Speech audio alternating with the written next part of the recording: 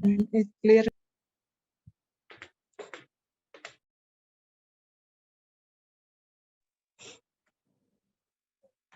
Okay, നമുക്ക് ഇന്ന് discuss ചെയ്യാനുള്ളത് USA പ്രോസസ് ആണ്. ഓൾമോസ്റ്റ് എല്ലാ ഫ്രാഞ്ചൈസി ഓണേഴ്സ് ഒക്കെ നമ്മുടെ അടുത്ത് ചോദിക്കുന്നതാണ് എപ്പോഴും. ഇന്ന് USA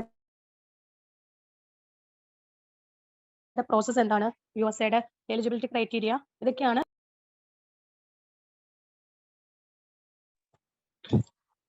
ഒന്ന് PPT ഷെയർ ചെയ്യോ? ഓക്കെ, ഇന്നത്തെ ടോപ്പിക്ക് ഓൾറെഡി ഇപ്പോൾ ഡിസ്കസ് ചെയ്ത പോലെ USA ആണ്. USA ഇപ്പൊ കമ്മിങ് ഇൻടേക്ക് എന്ന് പറയുന്നത് ഓഗസ്റ്റ് സെപ്റ്റംബർ ഇൻടേക്ക് ആണ്.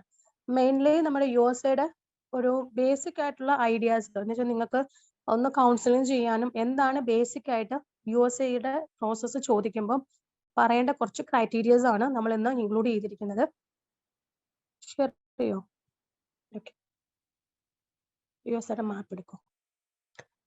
ഫസ്റ്റ് ഓഫ് ഓൾ USA മാപ്പ് എടുക്കാം. USA മാപ്പില് മെയിൻലി ഏതൊക്കെയാണ് റീജിയൻ, ഏതൊക്കെയാണ് മെയിൻ ആയിട്ടുള്ള സിറ്റീസ്, മോസ്റ്റ്ലി സ്റ്റുഡൻസ് പോകുന്ന സിറ്റീസ് ഏതൊക്കെയാണ്. USA സ്റ്റഡി സിസ്റ്റം എന്ന് പറയുന്നത് 2 ടൈപ്സ് ആണ്. ഗവൺമെന്റ് ഇൻസ്റ്റിറ്റ്യൂഷനും ഉണ്ട്, അതുപോലെ പബ്ലിക് യൂണിവേഴ്സിറ്റീസ് ഉണ്ട്. ഗവൺമെന്റ് ഇൻസ്റ്റിറ്റ്യൂഷൻ എന്ന് പറയുമ്പോഴത്തേക്കും ഓൾമോസ്റ്റ് അഫോർഡബിൾ ആണ്. നമ്മൾ കമ്പയർ ടു കാനഡ പോലെ പറയും. അപ്പൊ നമുക്ക് പ്രൈവറ്റ് ഇൻസ്റ്റിറ്റ്യൂഷൻ, കമ്മ്യൂണിറ്റി കോളേജ്, അതുപോലെ തന്നെ ഗവൺമെന്റ് പബ്ലിക് യൂണിവേഴ്സിറ്റി പറഞ്ഞ പോലെ അതിന്റെ ഒരു അടുത്തൊരു വേർഷൻ ആണ് USA. എന്നുവെച്ചാൽ നിയറസ്റ്റ് ആണ്, USA നിയറസ്റ്റ് ആണ് കാനഡ. ഓൾമോസ്റ്റ് 2.5 അല്ലെങ്കിൽ ഒരു 2 hours ഡിഫറൻസേ ഉള്ളൂ. സോ ട്രാവലിംഗ് ഡിഫറൻസ് ആണ് പറഞ്ഞത്. അപ്പൊ അത്ര നിയറസ്റ്റ് ആണ് USA ആൻഡ് കാനഡ ഉള്ളത്. സിനോറിയ സെയിം ആയിരിക്കും. അതുപോലെ തന്നെ 2 ടൈപ്സ് ആണ് ഇവിടുത്തെ സ്റ്റഡി സിസ്റ്റം. അപ്പൊ നിങ്ങൾ ഫസ്റ്റ് ഓഫ് ഓൾ മനസ്സിലാക്കുക, USA എന്ന് പറയുമ്പോഴത്തേക്കും എന്തോ ഭയങ്കര വലിയ എമൗണ്ട് ആണ്, അവിടെ എന്തോ ഒത്തിരി എമൗണ്ട് ഉള്ളവർക്കേ പോകാൻ പറ്റുള്ളൂ, അഫോർഡബിൾ ആണോ, ഇങ്ങനെയൊക്കെയാണ് എല്ലാവരും ചോദിക്കുന്നത്. ഫസ്റ്റ് നമ്മൾ USA എന്ന് കേൾക്കുമ്പോഴേ അത് ക്യാഷ് കൂടുതൽ വേണം, അതിൽ ഒത്തിരി ഫണ്ടൊക്കെ ഉണ്ടെങ്കിലേ പോകാൻ പറ്റുള്ളൂ. അങ്ങനെയല്ല, നമുക്ക് നോർമൽ USA, കാനഡ, ഓസ്ട്രേലിയ ഒക്കെ പോലെ തന്നെ നോർമൽ ഫീസ് റേറ്റ് തന്നെയാണ് USA-ക്കും. അപ്പോൾ USA ഫസ്റ്റ് നമ്മളിപ്പോ കാണുന്ന പോലെ മാപ്പാണ്.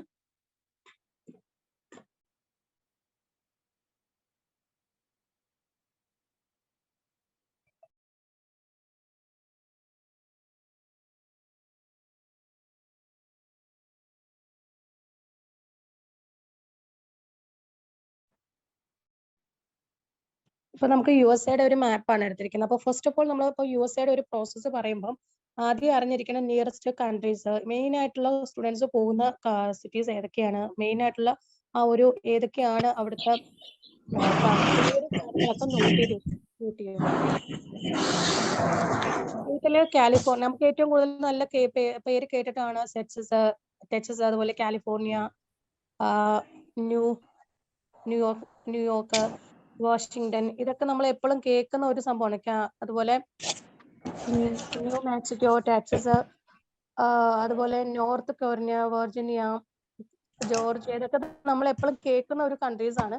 ന്യൂയോർക്ക്, വാഷിങ്ടൺ, ഇവിടെയൊക്കെയാണ് ഇപ്പൊ മെയിൻലി സ്റ്റുഡൻസ് പോകുന്നതും അതുപോലെ നമ്മൾ കേൾക്കുന്നതും. ന്യൂജേഴ്സി, അങ്ങനെ കുറെ ഉണ്ട് സ്ഥലങ്ങളൊക്കെ. അപ്പൊ നിങ്ങൾ ഫസ്റ്റ് മാപ്പ് എടുത്ത് വെക്കുക. അപ്പൊ ഞാനിപ്പോ ഇങ്ങനെ പറയുന്നത് പോലെ പെട്ടെന്ന് എല്ലാവരും വരുമ്പോൾ പറയാൻ പറ്റുമെന്ന് അറിയില്ലെങ്കിലും USA എന്ന് പറയുമ്പോൾ ഫസ്റ്റ് USA മാപ്പ് എടുത്ത് വെക്കുക. ആ മാപ്പിലുള്ള മെയിൻ ആയിട്ടുള്ള 10-20 ഒരു സിറ്റീസ് ഉണ്ട്. അതൊക്കെ മെയിൻ ആയിട്ടുള്ള റീജിയൻ ഏതാണെന്നുള്ളത് നോക്കി വെക്കുക. മെയിൻലി 5 റീജിയൻ ആണ്, നോർത്ത്, വെസ്റ്റ്, സൗത്ത്, ഈസ്റ്റ് എന്ന് പറഞ്ഞിട്ട് ഉള്ളത്. നിങ്ങൾ മാപ്പിൽ നോക്കി ഒന്ന് ഐഡന്റിഫൈ ചെയ്യുക, ഏതാണ് മെയിൻ ആയിട്ട് സ്റ്റുഡൻസ് കൂടുതൽ ട്രാവൽ ചെയ്ത് പോകുന്ന റീജിയൻ ഏതാണ്, മെയിൻ ആയിട്ടുള്ള റീജിയൻ ഏതാണ്, മെയിൻ ആയിട്ടുള്ള പോപ്പുലർ സിറ്റീസ് ഏതാണ്, അതൊക്കെ ഒന്ന് നോക്കി ചെയ്ത് വെക്കുക. Next page. USA ഞാൻ പറയുന്നത് മനസ്സിലാകുന്നില്ല എങ്കിൽ, എവിടെയെങ്കിലും ഒരു ലാഗ് വരുന്നുണ്ടെങ്കിൽ നിങ്ങൾ ആരൊന്ന് പറയാട്ടോ. നെക്സ്റ്റ്, ഇപ്പൊ നമ്മൾ ഒരു ആപ്ലിക്കേഷൻ പ്രോസസ് എന്ന് പറയുന്നത് USA ടോട്ടൽ, നിങ്ങൾക്ക് സ്ക്രീൻ കാണുന്നുണ്ടോ, ഡിസ്പ്ലേ ആവുന്നുണ്ടോ?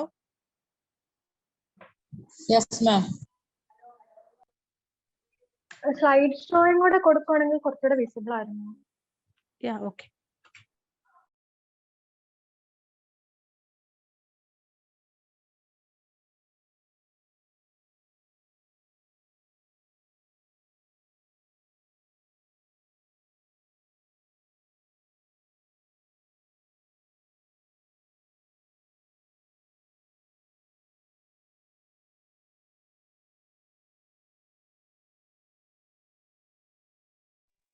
ഇപ്പൊ സ്ക്രീനിൽ ഏതാ നിങ്ങൾക്ക് കാണുന്നേ?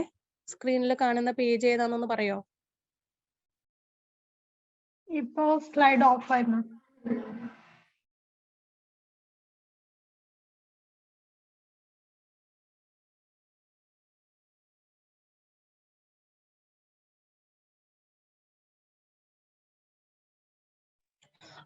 ഇപ്പൊ ക്ലിയർ അല്ലേ? Yes ma'am. Okay fine. Okay, ഇപ്പൊ യു എസ് എയുടെ ഓൾമോസ്റ്റ് പ്രോസസ് ആണ് ഇട്ടിരിക്കുന്നത്. യു എസ് എയുടെ ഫസ്റ്റ് ഇപ്പൊ യു എസ് എ എന്ന് പറഞ്ഞ ഒരു സ്റ്റുഡന്റ് നമുക്ക് അപ്ലിക്കേഷനോ എൻക്വയറീസോ വരുവാണെങ്കിൽ ഫസ്റ്റ് ഓഫ് ഓൾ ഇപ്പൊ മാസ്റ്റേഴ്സ് അല്ലെങ്കിൽ യു ജി അല്ലെങ്കിൽ പി ജി എടുക്കാനായിരിക്കും മോസ്റ്റ്ലി സ്റ്റുഡൻസ് നമ്മുടെ അടുത്ത് അപ്രോച്ച് ചെയ്യുന്നത്. അപ്പോൾ ഓൾമോസ്റ്റ് അറിയേണ്ട കുറച്ച് കാര്യങ്ങൾ എന്ന് വെച്ചിട്ടുണ്ടെങ്കിൽ യു എസ് എയുടെ ഒരു നോർമൽ അപ്ലിക്കേഷൻ പ്രോസസ് ആണ് 1 പേജിൽ ഇപ്പൊ ഡിസ്പ്ലേ ആയി അല്ലെങ്കിൽ അഡ്മിഷൻ എടുക്കാനാണ് വരുന്നതെങ്കിൽ ഫസ്റ്റ് ഓഫ് ഓൾ ഒരു മാസ്റ്റേഴ്സ് ആണ് എടുക്കുന്നതെങ്കിൽ മാസ്റ്റേഴ്സിന്റെ സ്റ്റാൻഡേർഡൈസ് എക്സാം എന്ന് പറയുന്നത് ജിമാറ്റ്, എംമാറ്റ്, ടോഫിൽ, അതുപോലെ IELTS ഇതൊക്കെയാണ്. ഡ്യൂലിംഗും അക്സെപ്റ്റ് ചെയ്യുന്നുണ്ട്. മെയിൻലി ഇപ്പൊ ജിമാറ്റ് അല്ലെങ്കിൽ GRE എന്ന് പറയുന്നത് ടോപ്പ് റാങ്ക് യൂണിവേഴ്സിറ്റീസ് ആണ് ചോദിക്കുന്നത്. മെജോറിറ്റി അങ്ങനെ ചോദിക്കാറില്ല. ഇപ്പൊ മോസ്റ്റ്ലി GRE ഒന്നും ഇല്ലെങ്കിലും തന്നെ അഡ്മിഷൻ കിട്ടുന്നുണ്ട്. മോസ്റ്റ്ലി USA എല്ലാം തന്നെ കിട്ടുന്നുണ്ട്. ഗവൺമെന്റ് ഇൻസ്റ്റിറ്റ്യൂഷനിൽ നമുക്ക് അഡ്മിഷൻ എടുക്കാം. അപ്പൊ മെയിൻലി ഒരു IELTSന്റെ സ്കോർ, ടോഫിൽ, ഡൂലിംഗും ഇതൊക്കെയാണ് നോർമലി അക്സെപ്റ്റ് ചെയ്യുന്നത്. അത് ആരെങ്കിലും കുട്ടികൾ നമുക്ക് USA അഡ്മിഷൻ വരുമ്പോൾ അത് ഫസ്റ്റ് അറിയേണ്ടതാണ്. GRE, GMAT എന്ന് പറയുന്നത് യൂണിവേഴ്സിറ്റിയുടെ ഡിപ്പെൻസ് ആണ്. ടോപ്പ് റാങ്ക്ഡ് യൂണിവേഴ്സിറ്റിയിൽ GRE അല്ലെങ്കിൽ GMAT ഇപ്പം MBA പോലത്തെ മാനേജ്മെന്റ് കോഴ്സ് എടുക്കുവാണെങ്കിൽ അവർ കമ്പൽസറി ആയിട്ട് മോണിറ്ററി ആയിട്ട് GRE അല്ലെങ്കിൽ GMATന്റെ എൻട്രൻസിന്റെ സ്കോർ കമ്പൽസറി ആയിട്ട് വേണമെന്ന് പറയുവാണെങ്കിൽ മാത്രം നമുക്ക് ആ ഒരു സ്കോർ സബ്മിറ്റ് ചെയ്താൽ മതി. അതർവൈസ് നമുക്ക് IELTS, ടോഫിൽ, PTE, ഡ്യൂലിംഗും കോഴ്സ് അക്സെപ്റ്റ് ചെയ്യും. ദെൻ ഫസ്റ്റ് വേണ്ടത് ഈ പറഞ്ഞ ഇംഗ്ലീഷ് ലാംഗ്വേജിന്റെ IELTSന്റെ സ്കോർ ആണ്. ദെൻ നമുക്ക് യൂണിവേഴ്സിറ്റി ഷോർട്ട് ലിസ്റ്റിംഗ്, ഏതാണ് കോഴ്സ്, ഏതാണ് യൂണിവേഴ്സിറ്റി. സെക്കൻഡ് വൺ എന്ന് പറഞ്ഞത് ഫസ്റ്റ് വൺ എല്ലാവരും നോട്ട് ചെയ്യുക. ഈ ഒരു സ്ക്രീൻഷോട്ട് നിങ്ങൾ സെലക്ട് ചെയ്ത് വെച്ചോളൂ. ചോദിക്കുമ്പോൾ ഒരു ഓവറോൾ ഫ്ലോ ആണത്. ഒരു അപ്ലിക്കേഷൻ പ്രോസസ്സിന് വേണ്ട നോർമൽ പ്രോസസ്സിംഗ് ക്രൈറ്റീരിയ ആണ്. ഫസ്റ്റ് കോച്ചിങ് ആണ്. നമ്മൾ കൗൺസിലിംഗിന് സ്റ്റുഡൻസ് വരുമ്പോൾ ഫസ്റ്റ് വേണ്ടത് കോച്ചിങ് ആണ്. GRE, GMAT ഏതാണോ അവർക്ക് വേണ്ടത്, IELTS, ടോഫിലോ, PTE ഏതാണെങ്കിൽ വേണം. IELTSന്റെ ലാംഗ്വേജിന്റെ സ്കോർ. അപ്പോൾ കോച്ചിങ് ഇല്ല എങ്കിൽ കോച്ചിങ് ചെയ്യാൻ പറയാം. Second one university short listing ആണ്. കോഴ്സ് ഫൈൻഡിങ് നമുക്ക് already course finding portal already ഉണ്ട്. അപ്പൊ ഏതാണ് university, second one course select. Then നമ്മൾ അപ്ലിക്കേഷൻ മൂവ് ചെയ്യുമ്പോഴത്തേക്കും പിന്നെ വേണ്ടത് എന്തൊക്കെയാണ് ഡോക്യുമെന്റ്സ്. ഡോക്യുമെന്റ്സ് ഒക്കെ തന്നെ ലാസ്റ്റ് ഞാൻ മെൻഷൻ ചെയ്തിട്ടുണ്ട് എന്തൊക്കെ ഡോക്യുമെന്റ്സ് ആണ് നമുക്ക് ഒരു UG അല്ലെങ്കിൽ PG അപ്ലിക്കേഷൻ പറഞ്ഞിട്ടുണ്ട്. ദെൻ അത് അപ്ലിക്കേഷൻ നമ്മൾ സബ്മിറ്റ് ചെയ്തു. പിന്നെ യൂണിവേഴ്സിറ്റിയുടെ നോർമൽ പ്രോസസ് ആണ് I-20 ഫോം. ഈ I-20 ഫോമിൽ കുറെ നമ്മുടെ ഓസ്ട്രേലിയ പോലെ GTE പോലെ തന്നെ I-20 ഫോം എന്ന് പറയുന്നത് USA ഒരു പ്രോസസ്സിംഗ് ആണ്.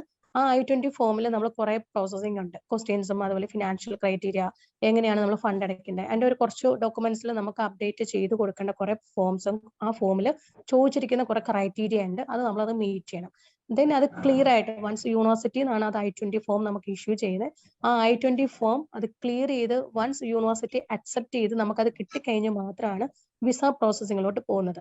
വൺസ് വിസ നമ്മുടെ VFS പോലെയല്ല, കോൺസുലേറ്റിലായിരിക്കും ഇന്റർവ്യൂ കാണും.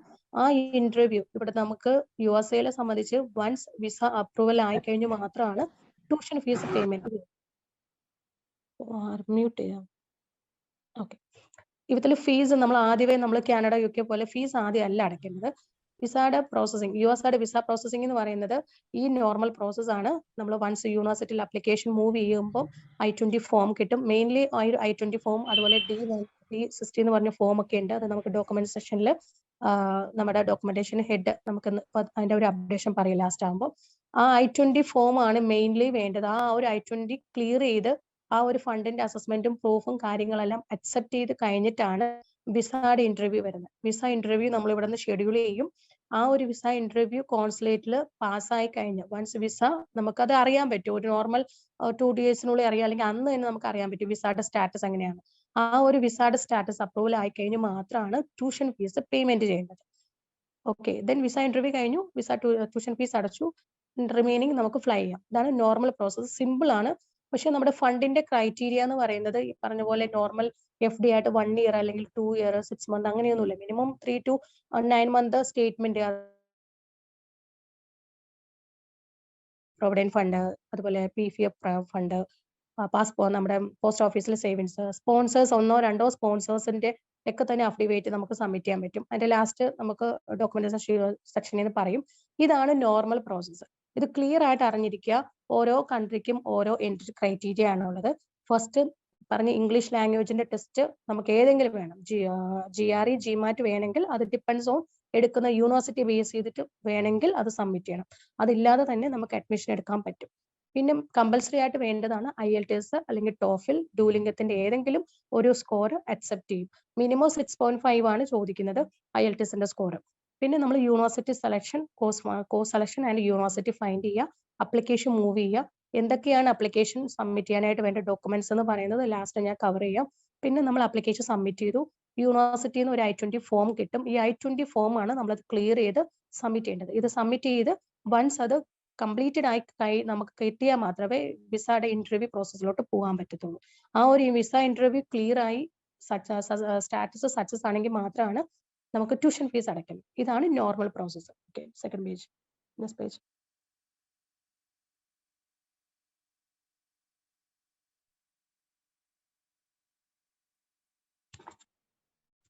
ഓക്കെ, ഇതാണ് സ്ക്രീൻ കാണുന്നുണ്ടല്ലോ. ഇതാണ് നോർമൽ ഒരു എഡ്യൂക്കേഷൻ സിസ്റ്റം ആണ്. നമ്മുടെ USA നോർമൽ എഡ്യൂക്കേഷൻ സിസ്റ്റം ആണിത്. ഓക്കെ, സർട്ടിഫിക്കറ്റ് കോഴ്സ് ഉണ്ട്, associate programs, bachelors degree, master degree and PhD programmes.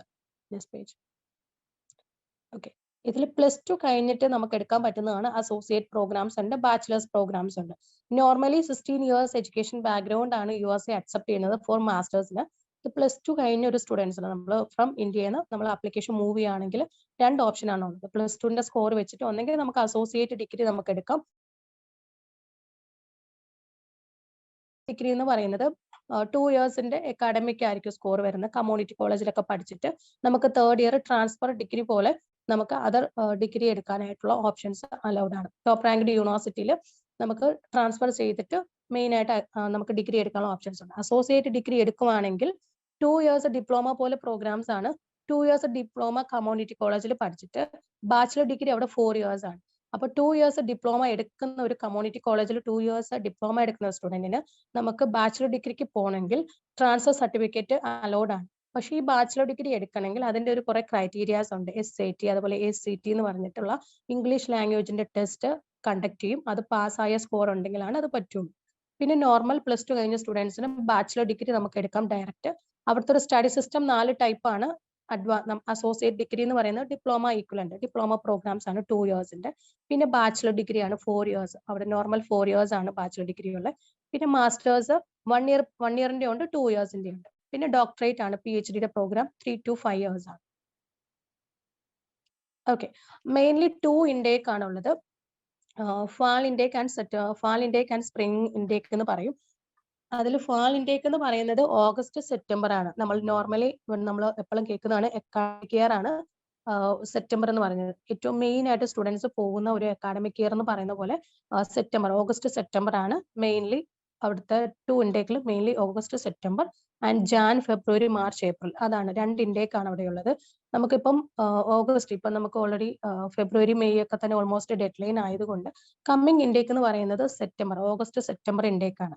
ഇപ്പോൾ ഓഗസ്റ്റ് സെപ്റ്റംബർ ഇൻടേക്ക് ആണ് ഒരു സ്റ്റുഡൻസ് പ്ലാൻ ചെയ്യുന്നതെങ്കിൽ ഫസ്റ്റ് ഓഫ് ഓൾ ഇതിലൊരു പാറ്റേൺ ആയിട്ട് റെഡിയാക്കി വെച്ചിരിക്കുന്നതാണ്. കോച്ചിങ് എപ്പോഴും സ്റ്റാർട്ട് ചെയ്യണം. ഒരു പുതിയതായിട്ട് ഒരു സ്റ്റുഡന്റ് ആപ്ലിക്കേഷൻ മൂവ് ചെയ്യാനായിട്ടാണ് സ്റ്റാർട്ട് ചെയ്യുന്നതെങ്കിൽ ഒരു ജൂൺ ജൂലൈ ഓഗസ്റ്റ് ആകുമ്പോഴത്തേക്കും അല്ലെങ്കിൽ ഏതാണ് ഒരു ഡൂലിങ്ങോ ഏതാണ് ഒരു ഇംഗ്ലീഷ് ലാംഗ്വേജ് എടുക്കുന്നത് അതിന്റെ കോച്ചിങ് ടൈം ആണ്. ഒരു പ്ലാൻ പ്രിപ്പയർ ചെയ്യാനുള്ള ടൈമാണ്. കമ്മിങ് സെപ്റ്റംബർ അഡ്മിഷൻ എടുക്കണമെങ്കിൽ നോർമലി ഒരു കോച്ചിങ് അവേഴ്സ് ആണ്. അതിപ്പോൾ ജൂൺ ജൂലൈ ഇങ്ങനെ ഇട്ടിരിക്കുന്നെങ്കിലും സ്റ്റുഡൻസ് എപ്പോഴാണ് വില്ലിംഗ് ഉള്ള അവർക്ക് നേരത്തെ തന്നെ അഡ്മിഷൻ എടുക്കാം. ഒരു സെൽഫ് ആയിട്ടാണ് ഒരു സ്റ്റുഡന്റ് GRE GMAT ഒക്കെ എടുക്കുന്നത് സെപ്റ്റംബർ ഇൻടേക്കിനാണെങ്കിലും റിസൾട്ട് വരുന്നത് ഒക്ടോബറിലായിരിക്കും. ഇത് ഞാൻ ജസ്റ്റ് ഒരു പ്ലാൻ ആയിട്ട് അങ്ങനെ വെച്ചേക്കുന്നതേ ഉള്ളൂ. നമ്മൾ ഇത് വെച്ചിട്ട് സ്റ്റുഡൻസ് പറയല് അവർ എപ്പോഴാണ് വില്ലിംഗ് ആയിട്ടുള്ളത് അപ്പൊ തന്നെ IELTSന്റെ ഒക്കെ ഓരോ സ്റ്റുഡന്റ് കപ്പാസിറ്റി ബേസ് ചെയ്തിട്ടായിരിക്കും. മിനിമം ഒരു 1 ഇയർ 1 മന്ത് 2 മന്തിനുള്ളിൽ പെട്ടെന്ന് പിക്കപ്പ് ആവുന്ന സ്റ്റുഡൻസും ഉണ്ട്. അതർവൈസ് തന്നെ 3 മന്ത് ഒക്കെ ടൈം എടുക്കുന്ന സ്റ്റുഡൻസും ഉണ്ട്. അതുകൊണ്ട് നോർമലി സ്റ്റുഡൻസിന്റെ അടുത്ത് മിനിമം ഒരു 2 to 3 മന്ത് ടൈം എടുക്കുന്നുണ്ട് ഒരു IELTSന്റെ ക്ലാസ് കമ്പൽസറി കംപ്ലീറ്റ് ചെയ്ത് ഒരു നല്ലൊരു നല്ല സ്കോർ വാങ്ങിക്കാനായിട്ടുള്ള ഒരു കോച്ചിങ് ടൈം എന്ന് പറയുന്നത് മിനിമം 2 മന്ത് ആണ്. 2 to 3 മന്ത് ടൈം എടുക്കുന്നുണ്ട്. പിന്നെ ആപ്ലിക്കേഷൻ പ്രോസസ്സ് സ്റ്റാർട്ട് ചെയ്യുന്നത് ഒക്ടോബറിലായിരിക്കും. പിന്നെ നവംബർ ഓൺവേഴ്സ് മുതൽ മെയ് എന്നുവെച്ചാൽ നെക്സ്റ്റ് ഇൻടേക്കിന്റെ വരെയാണ് ഇട്ടിരിക്കുന്നത്. I-20s നമുക്കത് ഓഫർ ലെറ്റർ യൂണിവേഴ്സിറ്റിയിൽ നിന്ന് കിട്ടി അതൊന്ന് ക്ലിയർ ആകേണ്ട ടൈം എന്ന് പറയുന്നത് ഏകദേശം 2 to 3 month ടൈം എടുക്കുന്നുണ്ട്. അത് കഴിഞ്ഞിട്ട് വിസ പ്രോസസ്സിംഗ് ആണ്. ഒരു മിഡ് ഓഗസ്റ്റ് ഒക്കെ ആകുമ്പോൾ എക്സ്ക്യൂസ് മീ ഒരു മിഡ് ഡേക്ക് ആകുമ്പോൾ നമുക്ക് ഓഗസ്റ്റിൽ ഫ്ലൈ ചെയ്യാൻ പറ്റും. Next page. ഇതും നമുക്ക് സ്പ്രിംഗ് ഇൻടേക്ക് എന്ന് പറയുന്നത് മാഡം എല്ലാ യൂണിവേഴ്സിറ്റിക്കും GRE GMAT മാൻഡേറ്ററി ആണോ? നോ സാർ ഞാനത് ഫസ്റ്റ് ആദ്യം ഇൻക്ലൂഡ് ചെയ്തിട്ടുണ്ടായിരുന്നു. GRE GMAT എന്ന് പറയുന്ന ടോപ്പ് റാങ്ക്ഡ് യൂണിവേഴ്സിറ്റീസിലാണ് മെയിൻലി ചോദിക്കുന്നത്.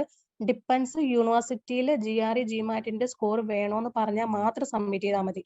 ഒരിക്കലും എല്ലാ യൂണിവേഴ്സിറ്റിയിലും GRE GMAT വേണ്ട. ഇപ്പൊ ഒത്തിരി അതെടുത്ത് മാറ്റിയിട്ടുണ്ട്, ലിബറൽ ആയിട്ട് കൊടുത്തിട്ടുണ്ട്. നോർമൽ IELTSന്റെ സ്കോർ ഉണ്ടെങ്കിൽ തന്നെ നമുക്ക് അഡ്മിഷൻ കിട്ടുന്നുണ്ട്.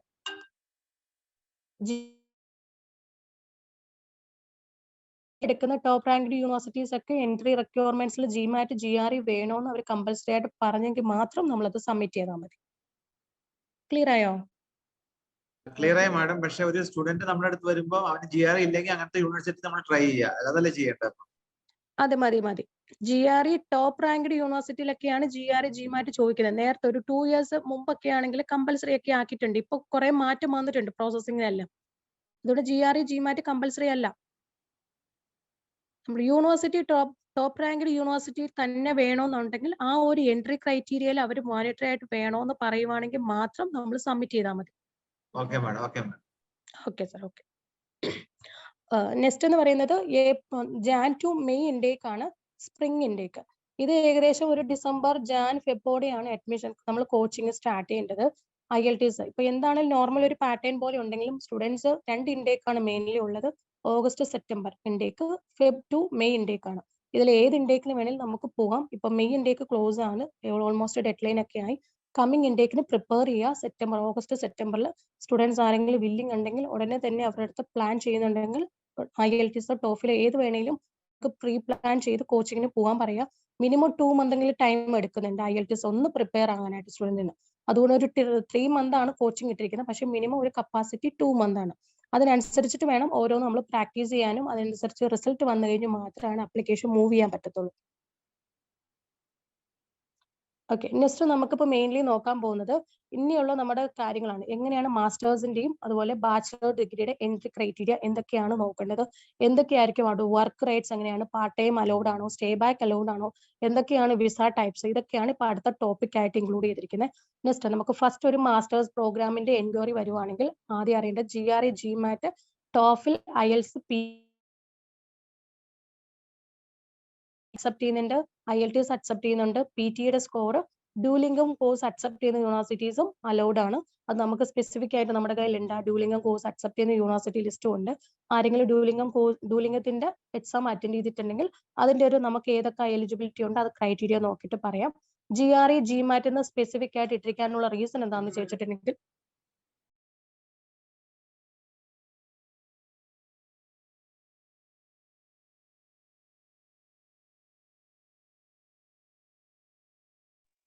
മെയിൻലി GRE GMAT എന്ന് ഹൈലൈറ്റ് ചെയ്തിരിക്കുന്നത് ടോപ്പ് റാങ്ക്ഡ് യൂണിവേഴ്സിറ്റീസ് ആണ്. നിങ്ങൾ ക്ലിയർ ആയിട്ട് മനസ്സിലാക്കുക.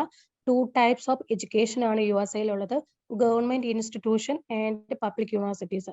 ഗവൺമെന്റ് ഇൻസ്റ്റിറ്റ്യൂഷനിൽ ഫീസ് കുറവാണ്. ഇപ്പൊ നമ്മൾ കാനഡയിലൊക്കെ കേൾക്കുന്ന പോലെ പ്രൈവറ്റ് കോളേജസ് ആൻഡ് നമ്മൾ ഗവൺമെന്റ് യൂണിവേഴ്സിറ്റീസ് എന്ന് പറയുന്നത് പോലെ 2 types ആണ്. കൺഫ്യൂഷൻ ആകരുത്. 2 types എഡ്യൂക്കേഷൻ സിസ്റ്റം ആണ് അവിടെ ഉള്ളത്. ഒന്ന് ഗവൺമെന്റ് ഇൻസ്റ്റിറ്റ്യൂഷനിൽ ഫീസ് കുറവായിരിക്കും, പബ്ലിക് യൂണിവേഴ്സിറ്റിയിൽ ഫീസ് കൂടുതലായിരിക്കും. ഇപ്പൊ നോർമൽ ഇന്റർനാഷണൽ സ്റ്റുഡൻസ് സ്റ്റഡി ചെയ്യുന്നതും ട്രാവൽ ചെയ്ത് പോകുന്നതും ഗവൺമെന്റ് ഇൻസ്റ്റിറ്റ്യൂഷൻ തന്നെയാണ്. എന്ന് വെച്ചാൽ കമ്പയർ ടു ഫീസ് കുറവാണ്. ഏകദേശം ഒരു 15 ലക്ഷം മുതൽ 25 ലക്ഷത്തിനുള്ളിലെ ഫീസ് റേറ്റ് വരുന്നുള്ളൂ first year tuition fees government ഇൻസ്റ്റിറ്റ്യൂഷനിൽ.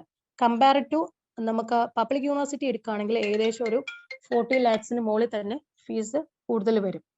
അതുകൊണ്ട് എല്ലാവരും നമ്മൾ ഇന്റർനാഷണൽ സ്റ്റുഡൻസ് അഡ്മിഷൻ എടുക്കുന്നത് പ്രൈവറ്റ് ഗവൺമെന്റ് ഇൻസ്റ്റിറ്റ്യൂഷൻ തന്നെയാണ് ഫീസ് കുറവുള്ളത്. മാസ്റ്റേഴ്സിന്റെ എൻക്വയറി വരുമ്പോൾ ഈ പറഞ്ഞ IELTS ഇംഗ്ലീഷ് ലാംഗ്വേജിന്റെ സ്കോർ ഏതെങ്കിലും ഒന്ന് IELTSോ TOEFLോ PTയോ ഡ്യൂലിംഗോ ഏതെങ്കിലും ഒരു IELTSന്റെ സ്കോർ വേണം. ഇതല്ലാതെ നമ്മുടെ HOയിലോട്ട് പ്രത്യേകിച്ച് USA ഒരു ക്രൈറ്റീരിയ ചോദിക്കുമ്പോൾ ഈ പറഞ്ഞ IELTSന്റെ സ്കോർ ഇല്ലാതെ ഒരു കുട്ടിയുടെ പ്രൊഫൈൽ നമുക്ക് ഷെയർ ചെയ്യരുത്. വെറുതെ നമുക്ക് ഈ പറഞ്ഞ നോക്കിയിട്ട് കാര്യമില്ല. എടുക്കാൻ പറ്റുമോ എന്നൊക്കെ ചോദിക്കുന്നതിന് പകരം അവർ ആ സ്കോർ ഉണ്ടെങ്കിൽ നമുക്ക് ഉടനെ തന്നെ മൂവ് ചെയ്യാം. ഒത്തിരി ഡിലേ വരത്തില്ല. പെട്ടെന്ന് തന്നെ പ്രോസസ്സും അഡ്മിഷൻ ഒക്കെ പെട്ടെന്നാണ് നടക്കുന്നത്. മാക്സിമം 1 മന്തിനുള്ളിൽ എല്ലാം ക്ലിയർ ആയി കയ്യിൽ കിട്ടും. അതുകൊണ്ട് ഇവരുടെ പ്രൊഫൈൽ ഓക്കെ ആണ്, നല്ലൊരു പ്രൊഫൈൽ ആണെങ്കിൽ തീർച്ചയായിട്ടും നമുക്ക് പ്രോസസ്സ് സ്റ്റാർട്ട് ചെയ്യാം. മാസ്റ്റേഴ്സിന്റെ റിക്വയർമെന്റ്സ് ആണ് മോസ്റ്റ്ലി ഞാൻ ഓൾറെഡി പറഞ്ഞു 16 ഇയേഴ്സിന്റെ എഡ്യൂക്കേഷൻ ബാക്ക്ഗ്രൗണ്ട് ആണ് അക്സെപ്റ്റ് ചെയ്യുന്നത് മാസ്റ്റേഴ്സിന്. ഇത് 3 വർഷത്തെ, നമ്മുടെ ഇവിടെ 15 വർഷത്തെ സിസ്റ്റം ആണ് എഡ്യൂക്കേഷൻ സിസ്റ്റം. പ്ലസ് 2 കഴിഞ്ഞ് നോർമൽ നമ്മൾ UG ഡിഗ്രി 3 ഇയേഴ്സ് അല്ലെങ്കിൽ നമ്മൾ BTech BE എന്ന് പറഞ്ഞ് എഞ്ചിനീയറിംഗ് ഡിഗ്രി 4 ഇയേഴ്സ് ആണ്. ഇത് രണ്ടും യൂണിവേഴ്സിറ്റി USA യൂണിവേഴ്സിറ്റിയിൽ അക്സെപ്റ്റ് ചെയ്യുന്നുണ്ട്. ഫസ്റ്റ് അവിടുത്തെ ഒരു സിസ്റ്റം പഠിക്കുക, എന്താണ് റിക്വയർമെന്റ്സ് എന്നുള്ളത് പഠിക്കുക. 16 ഇയേഴ്സ് ബാക്ക്ഗ്രൗണ്ട് ആണ് മോസ്റ്റ്ലി മാസ്റ്റേഴ്സിന് അഡ്മിഷൻ കിട്ടാനായിട്ട് ചോദിക്കുന്നതെങ്കിലും നമ്മുടെ പ്ലസ് 2 കഴിഞ്ഞ് 3 വർഷത്തെ ഡിഗ്രി ഉള്ള സ്റ്റുഡൻസിനും അഡ്മിഷൻ എടുക്കാനുള്ള ഓപ്ഷൻസ് അവൈലബിൾ ആണ്. ഈ പറഞ്ഞ പോലെ USA യൂണിവേഴ്സിറ്റി അക്സെപ്റ്റ് ചെയ്യുന്നത് 16 ഇയേഴ്സ് ഓഫ് എഡ്യൂക്കേഷൻ ബാക്ക്ഗ്രൗണ്ട് ആണ്. പ്ലസ് 2 + 4 ഇയേഴ്സ് ഉള്ള education background. BE, BTech, bachelor of pharmacy and bachelor of physiotherapy, അതുപോലെ എന്താ social work, paramedical course, medicine related ഒക്കെ തന്നെ ചോദിക്കുന്നുണ്ട്. അക്സെപ്റ്റ് ചെയ്യുന്ന യൂണിവേഴ്സിറ്റീസ് ഉണ്ട്, അക്സെപ്റ്റ് ചെയ്യാത്ത യൂണിവേഴ്സിറ്റീസ് ഉണ്ട്. ടോട്ടൽ 16 ഇയേഴ്സ് എഡ്യൂക്കേഷൻ ബാക്ക്ഗ്രൗണ്ട് ആണ് നോർമലി അക്സെപ്റ്റ് ചെയ്യുന്നത്. പക്ഷെ ഇത് മാത്രമല്ല, നമ്മുടെ 15 ഇയേഴ്സ് എഡ്യൂക്കേഷൻ ബാക്ക്ഗ്രൗണ്ടും അക്സെപ്റ്റ് ചെയ്യും. അക്കാഡമിക് പെർസെൻറ്റേജ് മിനിമം വേണ്ടത് 58% ആണ്. പ്ലീസ് എല്ലാവരും നോട്ട് ചെയ്യുക. പിന്നെയും നിങ്ങൾക്ക് മനസ്സിലായാൽ മാത്രമേ നിങ്ങൾ കൗൺസിലിംഗ് പാർട്ടിൽ ആരെങ്കിലും വന്ന് എൻക്വയറി ചോദിച്ചാൽ പറയാൻ പറ്റുള്ളൂ. 58% ആൻഡ് എബോ. നോർമൽ 60 മാർക്ക് ഉണ്ടെങ്കിലും എടുക്കാം. 58 എന്ന് പറഞ്ഞാൽ കട്ട് ഓഫ് 50 എന്ന് പറഞ്ഞുകൊണ്ടിരിക്കരുത്. ഒരു 60% ഉള്ള സ്റ്റുഡൻസിന്റെ പ്രൊഫൈൽ ആണെങ്കിലും നോർമൽ നമ്മൾ എടുക്കാറ് 58% ആണ് മിനിമം സ്കോർ. കറക്റ്റ് 58 എന്ന് പറയുമ്പോഴത്തേക്ക് CGPA അതുപോലെ അങ്ങനെ കാൽക്കുലേറ്റ് ചെയ്യുമ്പോൾ പെർസെൻറ്റേജിലോട്ട് കാൽക്കുലേറ്റ് ചെയ്യുമ്പോൾ 58% എന്ന് പറയുന്നത് നമ്മൾ പെർസെൻറ്റേജിലോട്ട് കാൽക്കുലേറ്റ് ചെയ്യുമ്പോൾ പിന്നെ ഒരു 56, 57, 55 ആകും. CGPA നോക്കൽ പെർസെൻറ്റേജ് ആണ് മിനിമം ബാക്ക്ലോഗ്സ്. ഇപ്പൊ നമ്മൾ UK അല്ലെങ്കിൽ കാനഡയിലൊക്കെ ഒരു 10, 30, 40, 45 ഒക്കെ ബാക്ക്ലോഗ്സ് അക്സെപ്റ്റ് ചെയ്യുന്ന യൂണിവേഴ്സിറ്റീസ് ഉണ്ടെങ്കിൽ USA മിനിമം ബാക്ക്ലോഗ്സ് ആക്കാണ്. ഒരു മാക്സിമം ഒരു 5 or 6 ഒക്കെ അക്സെപ്റ്റ് ചെയ്യത്തുള്ളൂ. സോ ലോങ് ആയിട്ട് ഒത്തിരി ബാക്ക്ലോഗ്സ് ഉണ്ടെങ്കിൽ നമുക്ക് വേണമെങ്കിൽ പ്രൊഫൈൽ നമുക്ക് അപ്ലിക്കേഷൻ മൂവ് ചെയ്യാം. പക്ഷെ വിസയുടെ നമ്മുടെ കോൺസുലേറ്റിൽ ഇന്റർവ്യൂവിന്റെ ടൈമിൽ വിസയുടെ കാര്യത്തിൽ നമുക്ക് വാറന്റി പറയാൻ പറ്റില്ല. അതുകൊണ്ട് മിനിമം ബാക്ക്ലോഗ്സ് ഉള്ള പ്രൊഫൈൽ നമ്മൾ നോക്കിയാൽ മതി. പിന്നെ അക്സെപ്റ്റ് ചെയ്യുന്ന സ്കോർ ആണ് ഇൻസ്റ്റിറ്റ്യൂഷൻസ് ആണെങ്കിൽ ഹലോ കേട്ടില്ല. ഗവൺമെന്റ് ഇൻസ്റ്റിറ്റ്യൂഷൻസിലാണെങ്കിൽ ഒരു എത്ര പെർസെന്റേജ് ആവശ്യമുണ്ടെന്ന് ഗവൺമെന്റിലാണെങ്കിലും ഈ പറഞ്ഞ പോലെ പബ്ലിക് യൂണിവേഴ്സിറ്റിയിലാണെങ്കിലും USA നമുക്കറിയാലോ ഏറ്റവും ടോപ്പസ്റ്റ് റാങ്ക് ലിസ്റ്റിൽ ഏറ്റവും ടോപ്പസ്റ്റിൽ നിൽക്കുന്ന ഒരു കൺട്രിയാണ് USA. അവിടുത്തെ സ്റ്റഡി സിസ്റ്റവും അതുപോലത്തെയാണ്. അപ്പൊ നമ്മൾ ഈ ഒരു ബാക്ക്ലോഗ്സ് ഒക്കെ ഉള്ള ഒരു സ്റ്റുഡന്റ് പ്രൊഫൈൽ കൊടുക്കുകയാണെങ്കിൽ അവർക്ക് അറിയേണ്ടത് 3 കാര്യമാണ്. ആ സ്റ്റുഡന്റ് അവിടെ എലിജിബിൾ ആണോ, ആ സ്റ്റുഡന്റ് അവിടെ പഠിക്കാൻ പറ്റുമോ, സ്റ്റുഡന്റ് കേപ്പബിൾ ആണോ, അങ്ങനെയുള്ള കുറെ കാര്യങ്ങൾ. നമ്മൾ ബാക്കിയുള്ള അഡ്മിഷൻ കിട്ടുന്നതല്ല. അഡ്മിഷൻ വൺസ് ഓഫർ കിട്ടി അക്സെപ്റ്റ് ചെയ്യണമെങ്കിലും വിസയുടെ കോൺസുലേറ്റിലാണ് ഇന്റർവ്യൂ ഉള്ളത്. ആ ഒരു കോൺസുലേറ്റിൽ ഇവർക്ക് നല്ലപോലെ പ്രിപ്പയർ ചെയ്യാൻ അല്ലെങ്കിൽ നല്ല രീതിയിൽ അറ്റൻഡ് ചെയ്യാനോ നല്ല രീതിയിൽ ഫസ്റ്റ് സ്റ്റെപ്പ് ആയിട്ട് നമ്മളിപ്പോ ഈ 58% എന്ന് പറയുന്നത് പബ്ലിക് യൂണിവേഴ്സിറ്റി ആണ് ഉദ്ദേശിച്ചത്. അത് ഗവൺമെന്റിലാണെങ്കിലും ഇത്രയും നോർമൽ യൂണിവേഴ്സിറ്റിയുടെ റിക്വയർമെന്റ്സ് ആണ്. അത് ഗവൺമെന്റ് ഇൻസ്റ്റിറ്റ്യൂഷൻ ആണെങ്കിലും പബ്ലിക് യൂണിവേഴ്സിറ്റീസ് ആണെങ്കിലും ചോദിക്കുന്ന മിനിമം ക്രൈറ്റീരിയ 58% ആണ്. ഓക്കെ, അത് നോർമൽ റിക്വയർമെന്റ്സ് ഇട്ടിരിക്കുന്നത്. ഈ പറഞ്ഞ ഫീസ് കൂടുതലുള്ള ഒരു പബ്ലിക് യൂണിവേഴ്സിറ്റി എടുക്കുമ്പോൾ സ്റ്റുഡന്റ് പ്രൊഫൈൽ അതുപോലെ വെൽ പ്രൊഫൈൽ ആയിരിക്കണം, എന്നാലേ കിട്ടത്തുള്ളൂ. ഫീസ് കൂടുതലായതുകൊണ്ട് അത്ര വലിയ ടോപ്പ് റാങ്ക്ഡ് യൂണിവേഴ്സിറ്റി എടുക്കണമെങ്കിൽ ഒരു 40 lakhs എബോ ആണ് പെർ ഇയർ വരുന്നത്. അപ്പൊ അത്ര അഫോർഡബിൾ ഒക്കെ ആണെങ്കിൽ നമുക്ക് മൂവ് ചെയ്യാം. ഓക്കെ.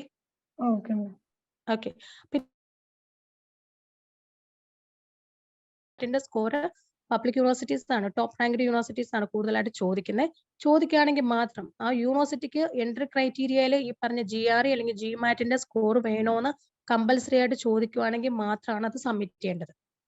അതർവൈസ് നമുക്ക് നോർമൽ നമ്മുടെ ഇംഗ്ലീഷ് ലാംഗ്വേജിന്റെ സ്കോർ മതി. പിന്നെ ടോഫിൽ IELTS ഓവറോൾ ബാൻഡ് ചോദിക്കുന്നുണ്ട്. 6.5 സിപ്സും അക്സെപ്റ്റ് ചെയ്യും. ഓക്കെ.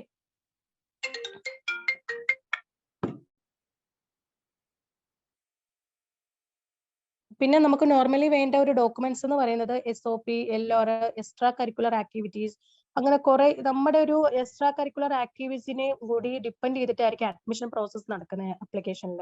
നമുക്ക് എന്തെങ്കിലും എക്സ്ട്രാ ഉണ്ടെങ്കിൽ നമുക്ക് അതും കൂടി നമുക്ക് കൊടുക്കാൻ പറ്റും യൂണിവേഴ്സിറ്റിയുടെ സൈഡിൽ.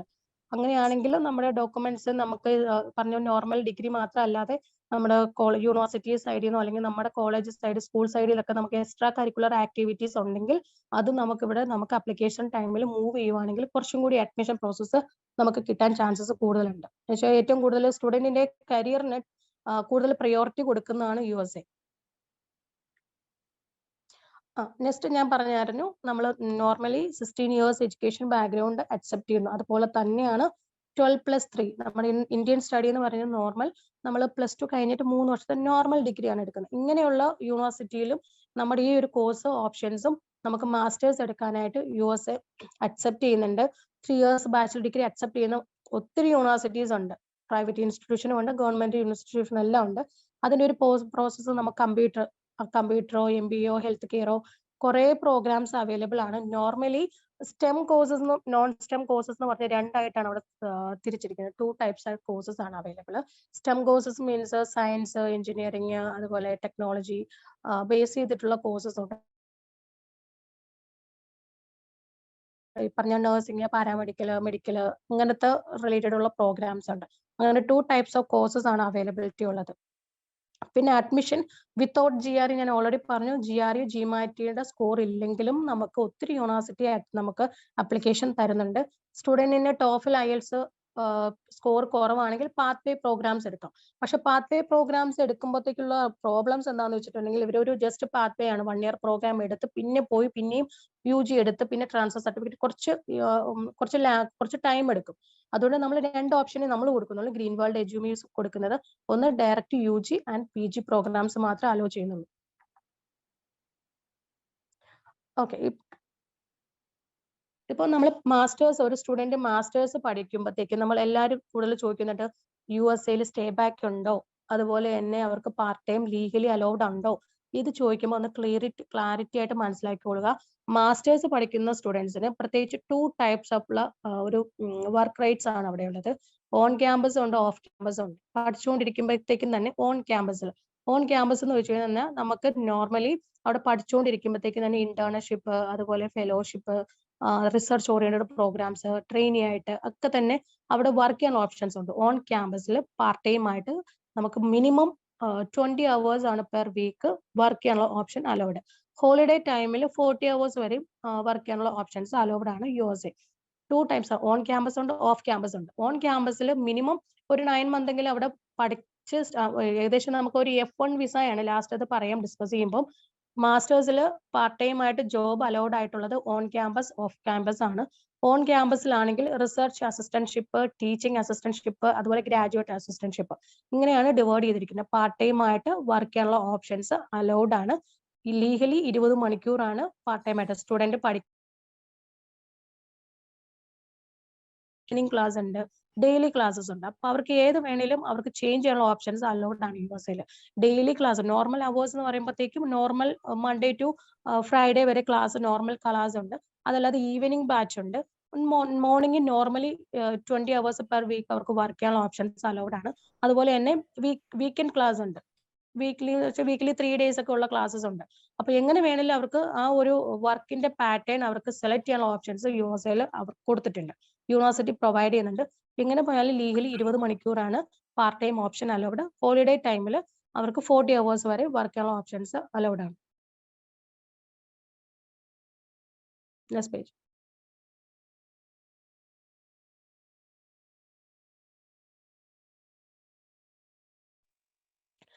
ഇത് നമ്മുടെ UGയുടെ കൗൺസിലിംഗ് പ്രോഗ്രാം ആണ്. UGക്ക് നോർമലി സ്റ്റുഡൻസ് എടുക്കുന്ന +2 കഴിഞ്ഞ ഒരു കുട്ടിക്ക് നമുക്ക് കൊടുക്കാൻ പറ്റുന്ന പ്രോഗ്രാംസ് ബയോളജി, കമ്പ്യൂട്ടർ സയൻസ്,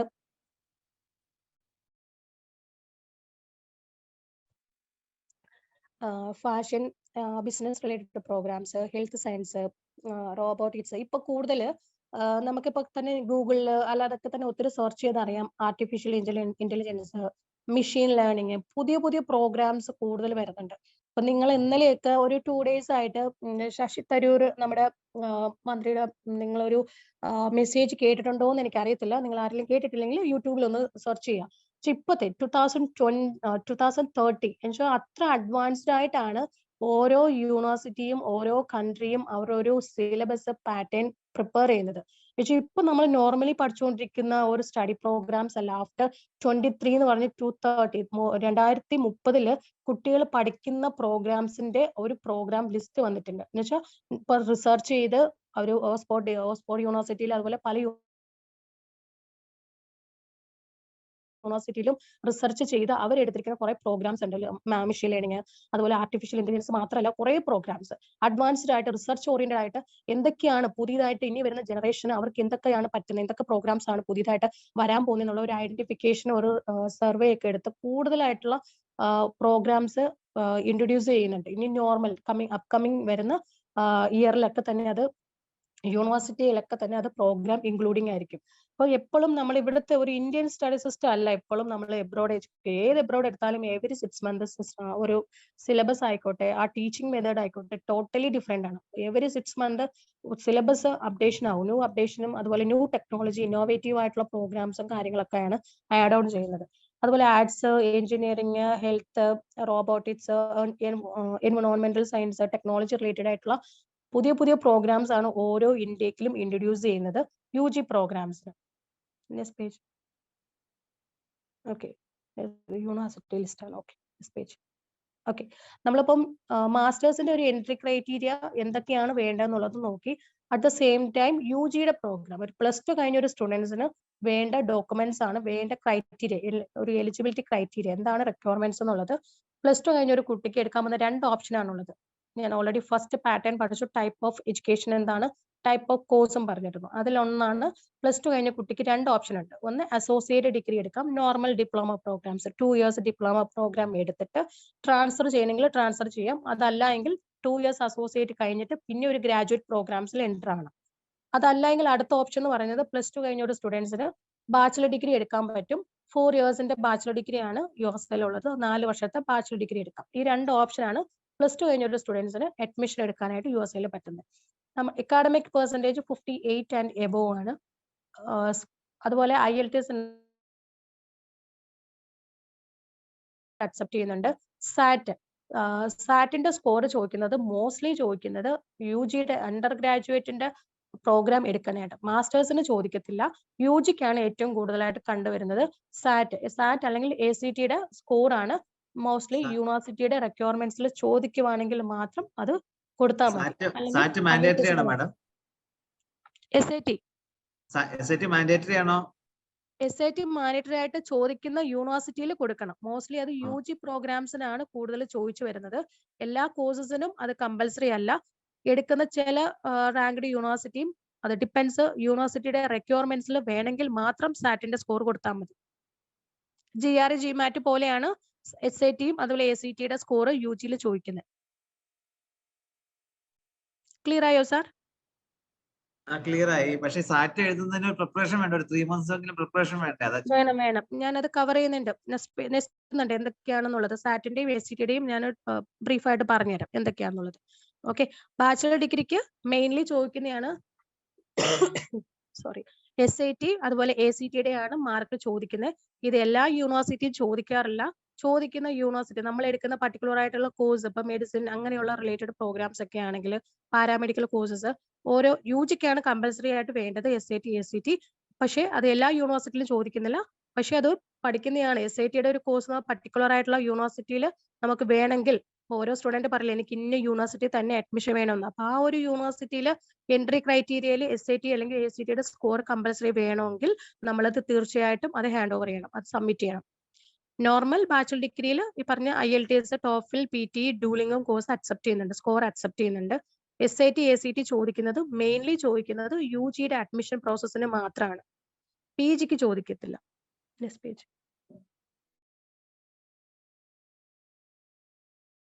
നമുക്കറിയാം, ഓൾറെഡി ഞാൻ പറഞ്ഞു സാറ്റിന്റെ സ്കോളർട്ടിസ് ആപ്റ്റിറ്റ്യൂഡ് ടെസ്റ്റ് ആണ്. ഇതിൽ നോർമലി നമുക്ക് 1600 ആണ്. ഔട്ട് ഓഫ് 1600 നമുക്ക് വേണ്ട പാസ് മാർക്ക് എന്ന് പറയുന്നത് ഏകദേശം ഒരു 1150 ഒക്കെ മതി നമുക്ക് പാസ് ആകാനായിട്ട്.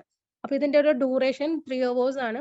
നോർമലി പാറ്റേൺ നമുക്ക് IELTSന്റെ ഒക്കെ നമുക്കറിയാലോ റീഡിങ്, റൈറ്റിംഗ്, സ്പീക്കിംഗ് ഒക്കെ. അതുപോലെ തന്നെ കുറച്ച് വേർച്വൽ മാറ്റം വരും. SAT ആകുമ്പോഴത്തേക്കും ആ ഒരു SATയുടെ ടെസ്റ്റിൽ ആ ഒരു ടെസ്റ്റിൽ വരുന്ന കൂടുതലും മാത്സ് ആയിരിക്കും. മാത്സ് റിലേറ്റഡ് പ്രോഗ്രാംസ് ഒക്കെ കൂടുതൽ നമ്മൾ എടുക്കുകയാണെങ്കിൽ 800% മാത്സ് ബേസ് ചെയ്തിട്ടായിരിക്കും. അതിന്റെ ഒരു പാറ്റേൺ ആണ് ഇപ്പോൾ ഇട്ടിരിക്കുന്നത്. 3 hours 50 hours ആണ്. എസ്സേ റൈറ്റിംഗ് കാണാം, റൈറ്റിംഗിന്റെ ഉണ്ട്, ലാംഗ്വേജ് ടെസ്റ്റ് അങ്ങനെയുണ്ട്. ഇത് കോളേജ് പർട്ടിക്കുലർ ഇത് ഞാൻ മെൻഷൻ ചെയ്തിട്ടുണ്ട്. പർട്ടിക്കുലർ കോളേജ് ബേസ് ചെയ്തിട്ടാണ്. കോളേജ് ആണ് കണ്ടക്ട് ചെയ്യുന്നത്, അല്ലെങ്കിൽ യൂണിവേഴ്സിറ്റി കണ്ടക്ട് ചെയ്യുന്ന SAT. ക്ലിയർ ആയോ സാർ? ഹലോ സാർ, ക്ലിയർ ആയോ? ക്ലിയർ ആയി. ഈ സാറ്റ് പല യൂണിവേഴ്സിറ്റി IIT NIT വരെ അഡ്മിഷന് വേണ്ടി എടുക്കുന്നുണ്ട്. എനിക്കറിയാനെ പറ്റി. അതെ സാർ, ഇത് കണ്ടക്ടഡ് ബൈ കോളേജ് ബോർഡ് ആണ്. അതെ. അപ്പൊ ഇന്റർനാഷണലി അക്സെപ്റ്റബിൾ ആണ്. അതെ.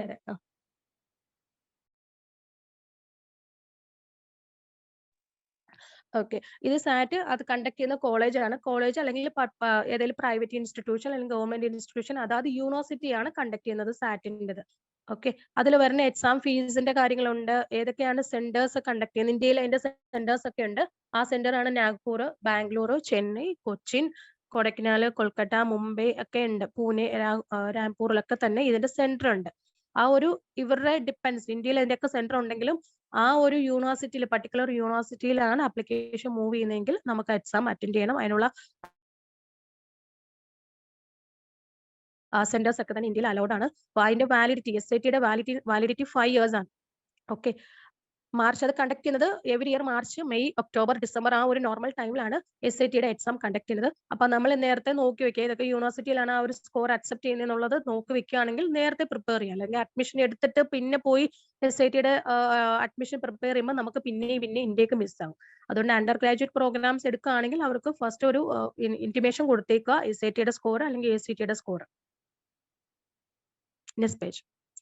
ഇത് ACT ആണ്, അമേരിക്കൻ കോളേജ് ടെസ്റ്റിംഗ് ആണ്. ഇത് SATയുടെ അല്ല, ഒരു വേറൊരു വേർഷൻ ആണ്. ഇതിൽ ഈ പറഞ്ഞ പോലെ തന്നെ ഇംഗ്ലീഷ്, മാത്തമാറ്റിക്സ്, അതുപോലെ റീഡിങ്, സയൻസ്, ഓപ്ഷണൽ റൈറ്റിംഗ് ഇതൊക്കെ തന്നെയാണ് അതിൽ ഇൻക്ലൂഡ് ആയിരിക്കുന്നത്. ടെസ്റ്റ് കണ്ടക്ട് ചെയ്യുന്നത് നോർമൽ നമ്മൾ September, October, December, April and June ആണ് നോർമലി കണ്ടക്ട് ചെയ്യുന്നത്. ACT ടെസ്റ്റ് റൈറ്റിംഗ് ഓപ്ഷൻസ് ആണ് കൂടുതലായിട്ട് അലൗഡ് ആയി വരുന്നത്.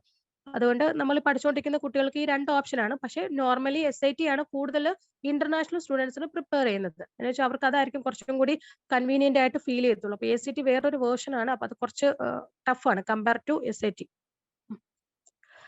ഇത് ജസ്റ്റ് ഒന്ന് ഐഡന്റിഫൈ ചെയ്യാൻ വേണ്ടി വെച്ചേക്കുന്നതാണ് SAT അതുപോലെ ACT. അതിൽ മെയിൻ ആയിട്ട് വരുന്ന ടോപ്പിക് എന്തൊക്കെയാണുള്ളത് നോക്കാം. സാറ്റിൽ മാത്സും, റീഡിങ്, റൈറ്റിംഗ് ലാംഗ്വേജ്, അത് എസ്സേ റൈറ്റിംഗ് ഒക്കെയാണ് നോർമലി വരുന്നത്. ACTയിൽ അമേരിക്കൻ കോളേജ് ടെസ്റ്റ് ആണ്. അതിൽ വരുന്നത് maths, reading, English, science, essay കുറച്ചും കൂടി ഇൻക്ലൂഡിംഗ് ആയിരിക്കും. സാറ്റിനെക്കാട്ടിലും കുറച്ചും കൂടി ടഫ് ആണ്, കുറച്ചും കൂടി പാറ്റേൺ ഇൻക്ലൂഡിംഗ് ആണ്. ഓക്കെ, നമ്മളിപ്പം പറഞ്ഞു മാസ്റ്റേഴ്സ് പഠിക്കുമ്പോഴത്തേക്കും നമുക്ക് ലീഗലി 20 മണിക്കൂർ വർക്ക് ചെയ്യാം. ഹോളിഡേ ടൈമിൽ 40 hours വർക്ക് ചെയ്യാം. ഓൺ ക്യാമ്പസിലത്തെ കാര്യമാണ് ഞാൻ പറഞ്ഞത്. അതേസമയം ബാച്ചിലർ ഡിഗ്രി ആണെങ്കിൽ നമുക്ക് 2 ഓപ്ഷൻ ആണ് സ്കോളർഷിപ്പ് ബേസ് ചെയ്തിട്ടുള്ളത്. 2 types ആണുള്ളത്. ഒന്ന് ബേസ്ഡ് ആൻഡ് മെറിറ്റ് ബേസ്ഡ്. ഇത് +2ന്റെ സ്കോർ യൂണിവേഴ്സിറ്റി സെലക്ട് ചെയ്യുമ്പോഴത്തേക്കും അവർ നോക്കും നമുക്ക് നല്ലൊരു സ്കോർ 90%, 95% എബോവ് ഒക്കെ ഉണ്ടെങ്കിൽ മെറിറ്റ് ബേസ്ഡ് സ്കോളർഷിപ്പ് കൊടുക്കാറുണ്ട്. അറ്റ് ദ സെയിം ടൈം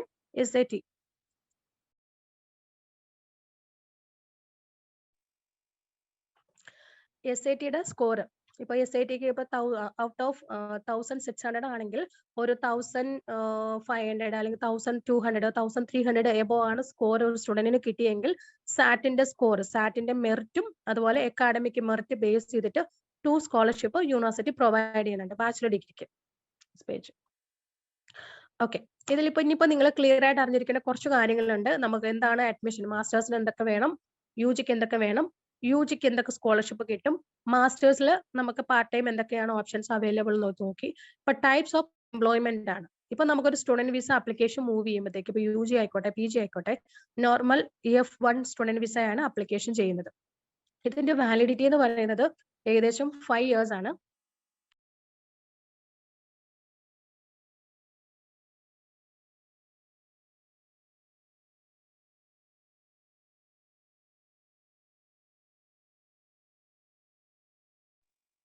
ഒരു 2 മിനിറ്റ്സ് ഒന്ന് വെയിറ്റ് ചെയ്യണേ.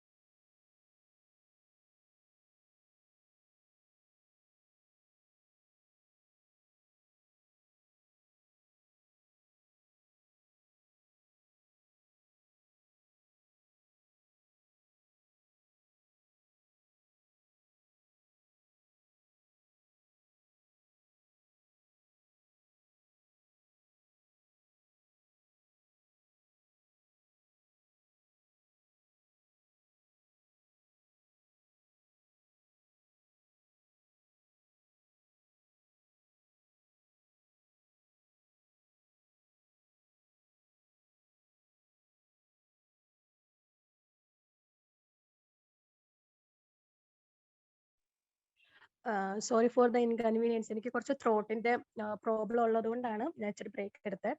ഓക്കെ, നെക്സ്റ്റ് നമുക്ക് 2 ടൈപ്സ് ഓഫ് എംപ്ലോയ്മെന്റ് ആണ് അവിടെ വിസ നമുക്ക് കിട്ടുന്നത്. വൺസ് നമുക്ക് സ്റ്റുഡന്റ് അപ്ലിക്കേഷൻ മൂവ് ചെയ്യുന്ന ടൈമിൽ F1 വിസയ്ക്കാണ് നമ്മൾ ആദ്യം കിട്ടുന്നത്. F1 സ്റ്റുഡന്റ് വിസ ആണ്. നോർമൽ വാലിഡിറ്റി എന്ന് പറയുന്നത് 5 years ആണ്. ക്ലിയർ ആണോ? കേൾക്കുന്നുണ്ടോ? കേൾക്കുന്നുണ്ട്. ഓക്കെ, അപ്പൊ നിങ്ങൾ മനസ്സിലാക്കിക്കൊള്ളുക, ഒരു USA സ്റ്റുഡന്റിന് അപ്ലിക്കേഷൻ മൂവ് ചെയ്യുമ്പോൾ നമ്മൾ കിട്ടുന്നത് F1 സ്റ്റുഡന്റ് വിസയാണ്. ഈ F1 വിസയ്ക്കുള്ള വാലിഡിറ്റി 5 years ആണ്. ഇതിൽ 2 ടൈപ്സ് ഓപ്ഷൻസ് അവൈലബിൾ ആണ്.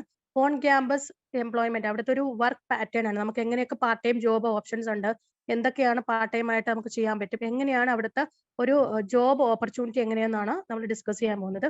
ഓൺ ക്യാമ്പസ് എംപ്ലോയ്മെന്റും ഉണ്ട്, ഓഫ് ക്യാമ്പസ് എംപ്ലോയ്മെന്റ് ഉണ്ട്. ഓൺ ക്യാമ്പസിലാണ് ഞാൻ സംസാരിച്ച് നമ്മൾ നേരത്തെ പറഞ്ഞതുപോലെ നമുക്ക് ലീഗലി 20 മണിക്കൂറാണ് വർക്ക് ചെയ്യാൻ പറ്റത്തുള്ളൂ. നമുക്ക് ഹോളിഡേ ടൈമിൽ 40 hours വരെ വർക്ക് ചെയ്യാം.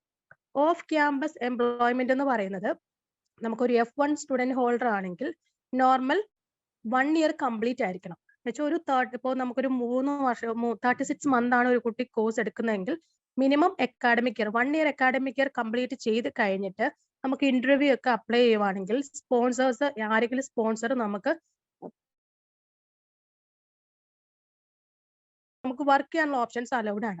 അങ്ങനെയാണ് അവിടുത്തെ ഒരു സിസ്റ്റം. അങ്ങനെയാണ് 1 year കഴിഞ്ഞിട്ടാണ് നമുക്ക് ഏതെങ്കിലും ഒരു എംപ്ലോയർ നമുക്ക് സ്പോൺസർ ചെയ്ത് വർക്ക് കിട്ടുകയാണെങ്കിൽ നമുക്ക് പഠിച്ചുകൊണ്ട് തന്നെ വർക്ക് കണ്ടിന്യൂ ചെയ്യാനുള്ള ഓപ്ഷൻസ് അലൗഡ് ആണ്. അതുപോലെ തന്നെ ഓൺ ക്യാമ്പസിൽ 2 ഓപ്ഷനേ ഉള്ളൂ. നമുക്ക് ലീഗലി 20 മണിക്കൂറേ വർക്ക് ചെയ്യാനുള്ള ഓപ്ഷൻസ് ഉള്ളൂ, അല്ലെങ്കിൽ മാക്സിമം ഹോളിഡേ ടൈമിൽ 40 hours. ഓഫ് ക്യാമ്പസ് എന്ന് പറഞ്ഞാൽ ക്യാമ്പസിന്റെ പുറത്ത് പോയി നമ്മൾ ഒരു എംപ്ലോയർ നമുക്ക് സ്പോൺസർ ചെയ്യണം വർക്ക് കിട്ടണമെങ്കിൽ. എന്നാൽ മാത്രമാണ് നമുക്ക് അവിടെ വർക്ക് കണ്ടിന്യൂ ചെയ്യാൻ പറ്റുള്ളൂ. 2 ആയിട്ടാണ് ഡിവൈഡ് ചെയ്തിരിക്കുന്നത്. അവിടുത്തെ ഒരു സിസ്റ്റമായിട്ട് എംപ്ലോയ്മെന്റ് സിസ്റ്റം എന്ന് പറഞ്ഞാൽ 2 types ആണ്, curriculum practical training and optional practical training. ഇതിൽ മോസ്റ്റ്ലി നമ്മുടെ സ്റ്റുഡൻസ് ഓപ്റ്റ് ചെയ്യുന്നത് ഓപ്ഷണൽ പ്രാക്ടിക്കൽ ട്രെയിനിങ് ആണ്. അതെന്ന് വെച്ചാൽ F1 ഹോൾഡേഴ്സ് സ്റ്റുഡൻസിന് ഓൾമോസ്റ്റ് ഒരു 1 year അക്കാഡമിക് ഇയർ കംപ്ലീറ്റ് ചെയ്ത് കഴിയുമ്പോൾ നോർമൽ നമുക്ക് ഇന്റർവ്യൂ എടുക്കുന്ന പോലെ നമുക്ക് എംപ്ലോയറിന്റെ അടുത്ത് പോയി ഇന്റർവ്യൂ എടുക്കുമ്പോൾ അവർ നമുക്ക് സ്പോൺസർ ചെയ്യുവാണെങ്കിൽ, വർക്ക് അവർ സ്പോൺസർ ചെയ്യുവാണെങ്കിൽ നമുക്ക് കണ്ടിന്യൂ ചെയ്യാൻ പറ്റും. നോർമൽ F1 വിസ ആണെങ്കിൽ ഒരു സ്പോൺസർ നമുക്ക് ഒരു ജോബ് തരാണെങ്കിൽ ഗ്രീൻ കാർഡ്, നിങ്ങൾക്ക് അത് അറിയാൻ പറ്റും. ലാസ്റ്റ് നമുക്ക് ഡോക്യുമെന്റേഷൻ സെഷനിൽ അവർ പറയും ഗ്രീൻ കാർഡ് ഹോൾഡർ ആണ്. അതിന്റെ വാലിഡിറ്റി എന്ന് പറയുന്നത് 10 years ആണ്. ഓക്കെ, അപ്പോൾ നമുക്ക് വൺസ് സ്പോൺസർ ആരെങ്കിലും നമുക്ക് ജോബ് തരണം അവിടെയുള്ളവർ. നമുക്ക് മിനിമം 2 yearsന്റെ കോഴ്സ് ഉണ്ട്. ഇപ്പം UG ആണെങ്കിൽ മിനിമം 4 years അല്ലെങ്കിൽ 3 yearsന്റെ കോഴ്സ് ഓപ്ഷൻസ് ഉണ്ട്. ഇതിൽ 1 അക്കാഡമിക് ഇയർ കംപ്ലീറ്റ് ചെയ്ത് കഴിഞ്ഞിട്ട് ജോബ് ഓപ്റ്റിക്കൽ പ്രാക്ടിക്കൽ ട്രെയിനിങ് എന്ന് പറഞ്ഞ പ്രോഗ്രാം നമുക്ക് സജസ്റ്റ് ചെയ്യാൻ പറ്റും. പുറത്ത് എംപ്ലോയീസിൽ നമുക്ക് ജോബ് നമുക്ക് അല്ലാതെ തന്നെ നമുക്ക് അന്വേഷിക്കാനുള്ള ഓപ്ഷൻസ് USA സ്റ്റഡി സിസ്റ്റത്തിൽ ഇൻക്ലൂഡിംഗ് ആണ്. അതല്ലാത്ത പക്ഷം ഓൺ ക്യാമ്പസ് ആണ് ഇൻക്ലൂഡിംഗ്. നമ്മൾ കോഴ്സ് കംപ്ലീറ്റ് ചെയ്യുന്നത് വരെ ക്യാമ്പസിൽ അകത്ത് തന്നെ നമുക്ക് ജോലി നോക്കാം. വൺസ് കോഴ്സ് കംപ്ലീറ്റ് ചെയ്ത് കഴിഞ്ഞിട്ട് പുറത്ത് എംപ്ലോയറിൽ നമുക്ക് ജോബ് വർക്ക് വിസ നോക്കാം.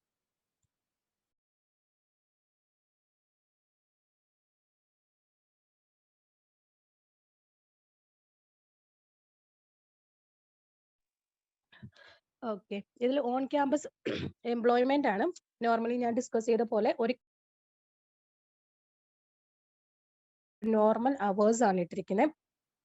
ഓൺ ക്യാമ്പസിൽ എന്തൊക്കെ ജോബാണ് നമുക്ക് ഓപ്റ്റ് ചെയ്യാന്നുള്ളത് നോക്കാം. ടീച്ചിങ്ങിന്റെ ഇത് ഓൾമോസ്റ്റ് ഞാൻ പറഞ്ഞു, ഫെലോഷിപ്പ്. പിന്നെ ഉള്ളത് food and service, library, event coordinator, library assistant. ഇതിൽ തന്നെ അകത്തുണ്ട്. നമ്മൾ ഇവിടെ കാണുന്ന പോലെ ഒരു ക്യാമ്പസ് അല്ല. അവിടെയൊക്കെ ആണെങ്കിൽ അത്രയും വലിയ എലാബറേറ്റീവ് ആയിട്ടുള്ള ഓർഗനൈസേഷനും യൂണിവേഴ്സിറ്റീസ് ഒക്കെ ആയതുകൊണ്ട് അകത്ത് തന്നെ ഇൻസൈഡ് ക്യാമ്പസിൽ തന്നെ ഒത്തിരി ഓപ്ഷൻസ് അലൗഡ് ആണ്. വീക്കെൻഡും അതുപോലെ വീക്ക്ലിയും ഡെയിലി ഒക്കെ തന്നെ പാർട്ട് ടൈം ജോബ് ചെയ്യാനുള്ള ഓപ്ഷൻസ് യു.എസ്.എ ഗവൺമെന്റിലുണ്ട്. യു.എസ്.എയുടെ ആ ഒരു ക്യാമ്പസിന്റെ പാറ്റേൺ ഇങ്ങനെയാണ്. ഫെലോഷിപ്പ് ഉണ്ട്, 6 month, 3 month അല്ലെങ്കിൽ 1 year ഇങ്ങനെയൊക്കെ എടുത്ത് ഫെലോഷിപ്പ് ചെയ്യാൻ പറ്റും. ഇന്റേൺഷിപ്പ് ഉണ്ട്, ടീച്ചിങ് തന്നെയുണ്ട്. അസിസ്റ്റന്റ് ആയിട്ട് നമുക്ക് തന്നെ ഇന്റേൺഷിപ്പ് ആയിട്ട് റിസർച്ച് ഓറിയന്റഡ് ആയിട്ടുള്ള അനലൈസിസ് ചെയ്ത് അവർക്ക് ഇന്റേൺഷിപ്പ് ആയിട്ട് കൊടുക്കാൻ പറ്റും. വെച്ചാൽ അവിടെ തന്നെ പഠിക്കുന്ന കുട്ടികൾക്ക്, ഗ്രൂപ്പ് ആയിട്ടുള്ളവർക്ക് നിങ്ങൾക്ക് തന്നെ അസിസ്റ്റ് ചെയ്യാൻ പറ്റും. അതിനനുസരിച്ചിട്ടുള്ള പാർട്ട് ടൈം ജോബ് അലൗഡ് ആണ് ഓൺ ക്യാമ്പസിൽ. ഇത് കരിക്കുലം പ്രാക്ടിക്കൽ ട്രെയിനിങ് ആണ്. ഇൻസൈഡ് ക്യാമ്പസിനകത്തുള്ളത് തന്നെയാണ് ഇതും. ഇതിന്റെ അകത്ത് നമുക്ക് വേറെ ഓൾട്ടർനേറ്റീവ് ആയിട്ടുള്ള വർക്കോ, study related internship, cooperative education, അങ്ങനെ പല ടൈപ്സ് ഓഫ് ഇന്റേൺഷിപ്പ് ഒക്കെ പ്രാക്ടിക്കലായിട്ടും തിയററ്റിക്കലായിട്ടും സ്റ്റുഡൻസിന് എടുക്കാനുള്ള ഓപ്ഷൻസ് അലൗഡ് ആണ്. ഇതിനാണ് കരിക്കുലർ പ്രാക്ടിക്കൽ ട്രെയിനിങ്. ഇങ്ങനെ ഒരു 2 ഓപ്ഷൻ ആണ് യു.എസ്.എയിൽ സ്റ്റഡി സിസ്റ്റത്തിൽ പാർട്ട് ടൈം ഓപ്ഷൻ തന്നിരിക്കുന്നത്. ഓൺ ക്യാമ്പസിൽ ഇതൊക്കെ ഇൻക്ലൂഡിംഗ് ആണ്. അത് ഓൾറെഡി ഞാൻ പറഞ്ഞു. ഒരു 36 ഒരു UG പഠിക്കുന്ന കുട്ടി 36 അല്ലെങ്കിൽ ഒരു 4 years പഠിക്കുന്ന ഒരു സ്റ്റുഡന്റ് ആണെങ്കിൽ F1 വിസ ഹോൾഡർ ആണ്. അത് 1 year അക്കാഡമിക് ഇയർ കംപ്ലീറ്റ് ചെയ്ത് കഴിയുകയാണെങ്കിൽ നോർമലി അവർക്ക് വർക്ക് ചെയ്യാനുള്ള ഓപ്ഷൻസ് പുറത്തു പോയി നോക്കാൻ പറ്റും. എംപ്ലോയർ വിസ എടുക്കാൻ പറ്റും. അതർവൈസ് ഈ ഓൺ ക്യാമ്പസിൽ തന്നെ ആണ്. സെക്കൻഡ് ഓപ്ഷൻ, നമ്മൾ 2 ഓപ്ഷൻ ആണ് പറഞ്ഞിരുന്നത്. ഇത് curricular practical training and optional practical training. ഈ ഓപ്ഷണൽ പ്രാക്ടിക്കൽ ട്രെയിനിങ്ങിന്റെ പ്രോഗ്രാം എന്ന് പറയുന്നത് നമ്മൾ ഓൺ ക്യാമ്പസിൽ വർക്ക് ചെയ്യാം. അറ്റ് ദ സെയിം ടൈം ഇവര് കോഴ്സ് കംപ്ലീറ്റ് ചെയ്ത്, ഇപ്പം 4 വർഷമാണോ 3 വർഷമാണോ 2 years ആണോ വാട്ട് എത്ര വർഷമാണ് ഒരു കോഴ്സ് എടുത്തിരിക്കുന്നത്, ഫസ്റ്റ് അക്കാഡമിക് ഇയർ കംപ്ലീറ്റ് ആയിരിക്കണം. 1 നോർമൽ അക്കാഡമിക് ഇയർ കംപ്ലീറ്റ് ചെയ്ത് കഴിഞ്ഞിട്ട് ഇവർക്ക് വേണമെങ്കിൽ ജോബ് അവിടെ ഫൈൻഡ് ചെയ്യാനുള്ള ഓപ്ഷൻസ് അലൗഡ് ആണ്. ജോബ് കിട്ടുവാണെങ്കിൽ, ഒരു എംപ്ലോയർ സ്പോൺസർ ചെയ്യുവാണെങ്കിൽ ഇവർക്ക് വർക്ക് കണ്ടിന്യൂ ചെയ്യാനുള്ള ഓപ്ഷൻസ് ഉണ്ട്. അതുപോലെ തന്നെ പഠിക്കാനുള്ള ഓപ്ഷൻസും അലൗഡ് ആണ്. അവർക്ക് വൺസ് സ്പോൺസർ ചെയ്തിട്ടുണ്ടെങ്കിൽ, ഓഫർ ഹോൾഡർ ആണെങ്കിൽ, ഒരു ജോബ് ഓഫർ ഹോൾഡർ ആണെങ്കിൽ ഇവർക്ക് പഠിക്കാനായിട്ട് സെക്കൻഡ് ഇയർ ഓൺവേഴ്സ് മുതൽ ഇവർക്ക് ടൈം ചേഞ്ച് ചെയ്യാനുള്ള ഓപ്ഷൻസ് ഉണ്ട്. വീക്കെൻഡിൽ പഠിക്കാം, അല്ലെങ്കിൽ ഈവനിങ് ബാച്ച് ആയിട്ട് പഠിക്കാനുള്ള ഓപ്ഷൻസ് ഉണ്ട്. നോർമൽ 3 days ക്ലാസ് എടുക്കാനുള്ള ഓപ്ഷൻസ് ഉണ്ട്. ഇവർക്ക് സ്റ്റുഡന്റിന് ഏതാണോ പ്രയോറിറ്റി ആ ഒരു രീതിയിൽ നമ്മുടെ UG അല്ലെങ്കിൽ PG പ്രോഗ്രാംസ് മാറ്റാനുള്ള, പഠിക്കാനുള്ള ഒരു സ്റ്റഡി സിസ്റ്റത്തിന് ടൈം ചേഞ്ചസ് അലൗഡ് ആണ്. ഓക്കെ, ഇതിലൊരു പ്രോഗ്രാം നോക്കുക. ഇത് 2008 ഓൺവേഴ്സ് മുതൽ ഓപ്ഷണൽ പ്രാക്ടിക്കൽ പ്രോഗ്രാംസ് F1 സ്റ്റുഡൻസിന് അലൗഡ് ആണ്.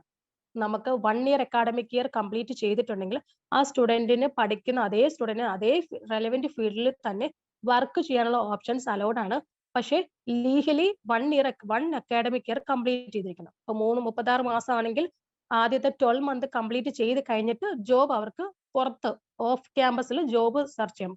ഇൻസൈഡിൽ നിന്ന് ഓഫ് ക്യാമ്പസിലോട്ട് ജോബ് ഫൈൻഡ് ഔട്ട് ചെയ്യാനുള്ള ഓപ്ഷൻസ് അലൗഡ് ആകുന്നത് 1 അക്കാഡമിക് ഇയർ കഴിഞ്ഞിട്ടാണ്. അതുവരെയും ഇവർ ഓൺ ക്യാമ്പസിൽ വർക്ക് ചെയ്യാനുള്ള ഓപ്ഷൻസ് അലൗഡ് ആണ്. നമുക്ക് ഇവിടുത്തെ ഞാൻ ഓൾറെഡി പറഞ്ഞു ഒരു സ്റ്റെം കോഴ്സ് എന്ന് പറഞ്ഞു. സ്റ്റെം കോഴ്സ് എന്ന് പറഞ്ഞ് ഉദ്ദേശിക്കുന്നത് science, technology, engineering and math courses ആണ്. സ്റ്റെം കോഴ്സസ് ഉണ്ട്, നോൺ സ്റ്റെം കോഴ്സസ്. ഇതല്ലാതെ വരുന്ന എല്ലാ കോഴ്സസും നോൺ സ്റ്റെം കോഴ്സസ് ആണ്. അതിലെ ഓപ്ഷണൽ പ്രാക്ടിക്കൽ ട്രെയിനിങ് എല്ലാം തന്നെ ഇതിൽ ഇൻക്ലൂഡിംഗ് ആണ്. ഇപ്പൊ 1 year അക്കാഡമിക് ഇയർ കഴിഞ്ഞിട്ട് നമുക്ക് ജോബ് കിട്ടുകയാണെങ്കിൽ, ഒരു സ്പോൺസർ നമുക്ക് ജോബ് ഏതെങ്കിലും ഒരു എംപ്ലോയർ നമ്മൾ സ്പോൺസർ ചെയ്ത് വർക്ക് കിട്ടുവാണെങ്കിൽ നമുക്ക് വർക്ക് പെർമിറ്റിലോട്ട് കൺവേർട്ട് ചെയ്യാൻ പറ്റും. ഇതാണ് അവിടുത്തെ നോർമൽ പ്രോസസ്സ്. സ്റ്റഡി സിസ്റ്റം ഇങ്ങനെയാണ്.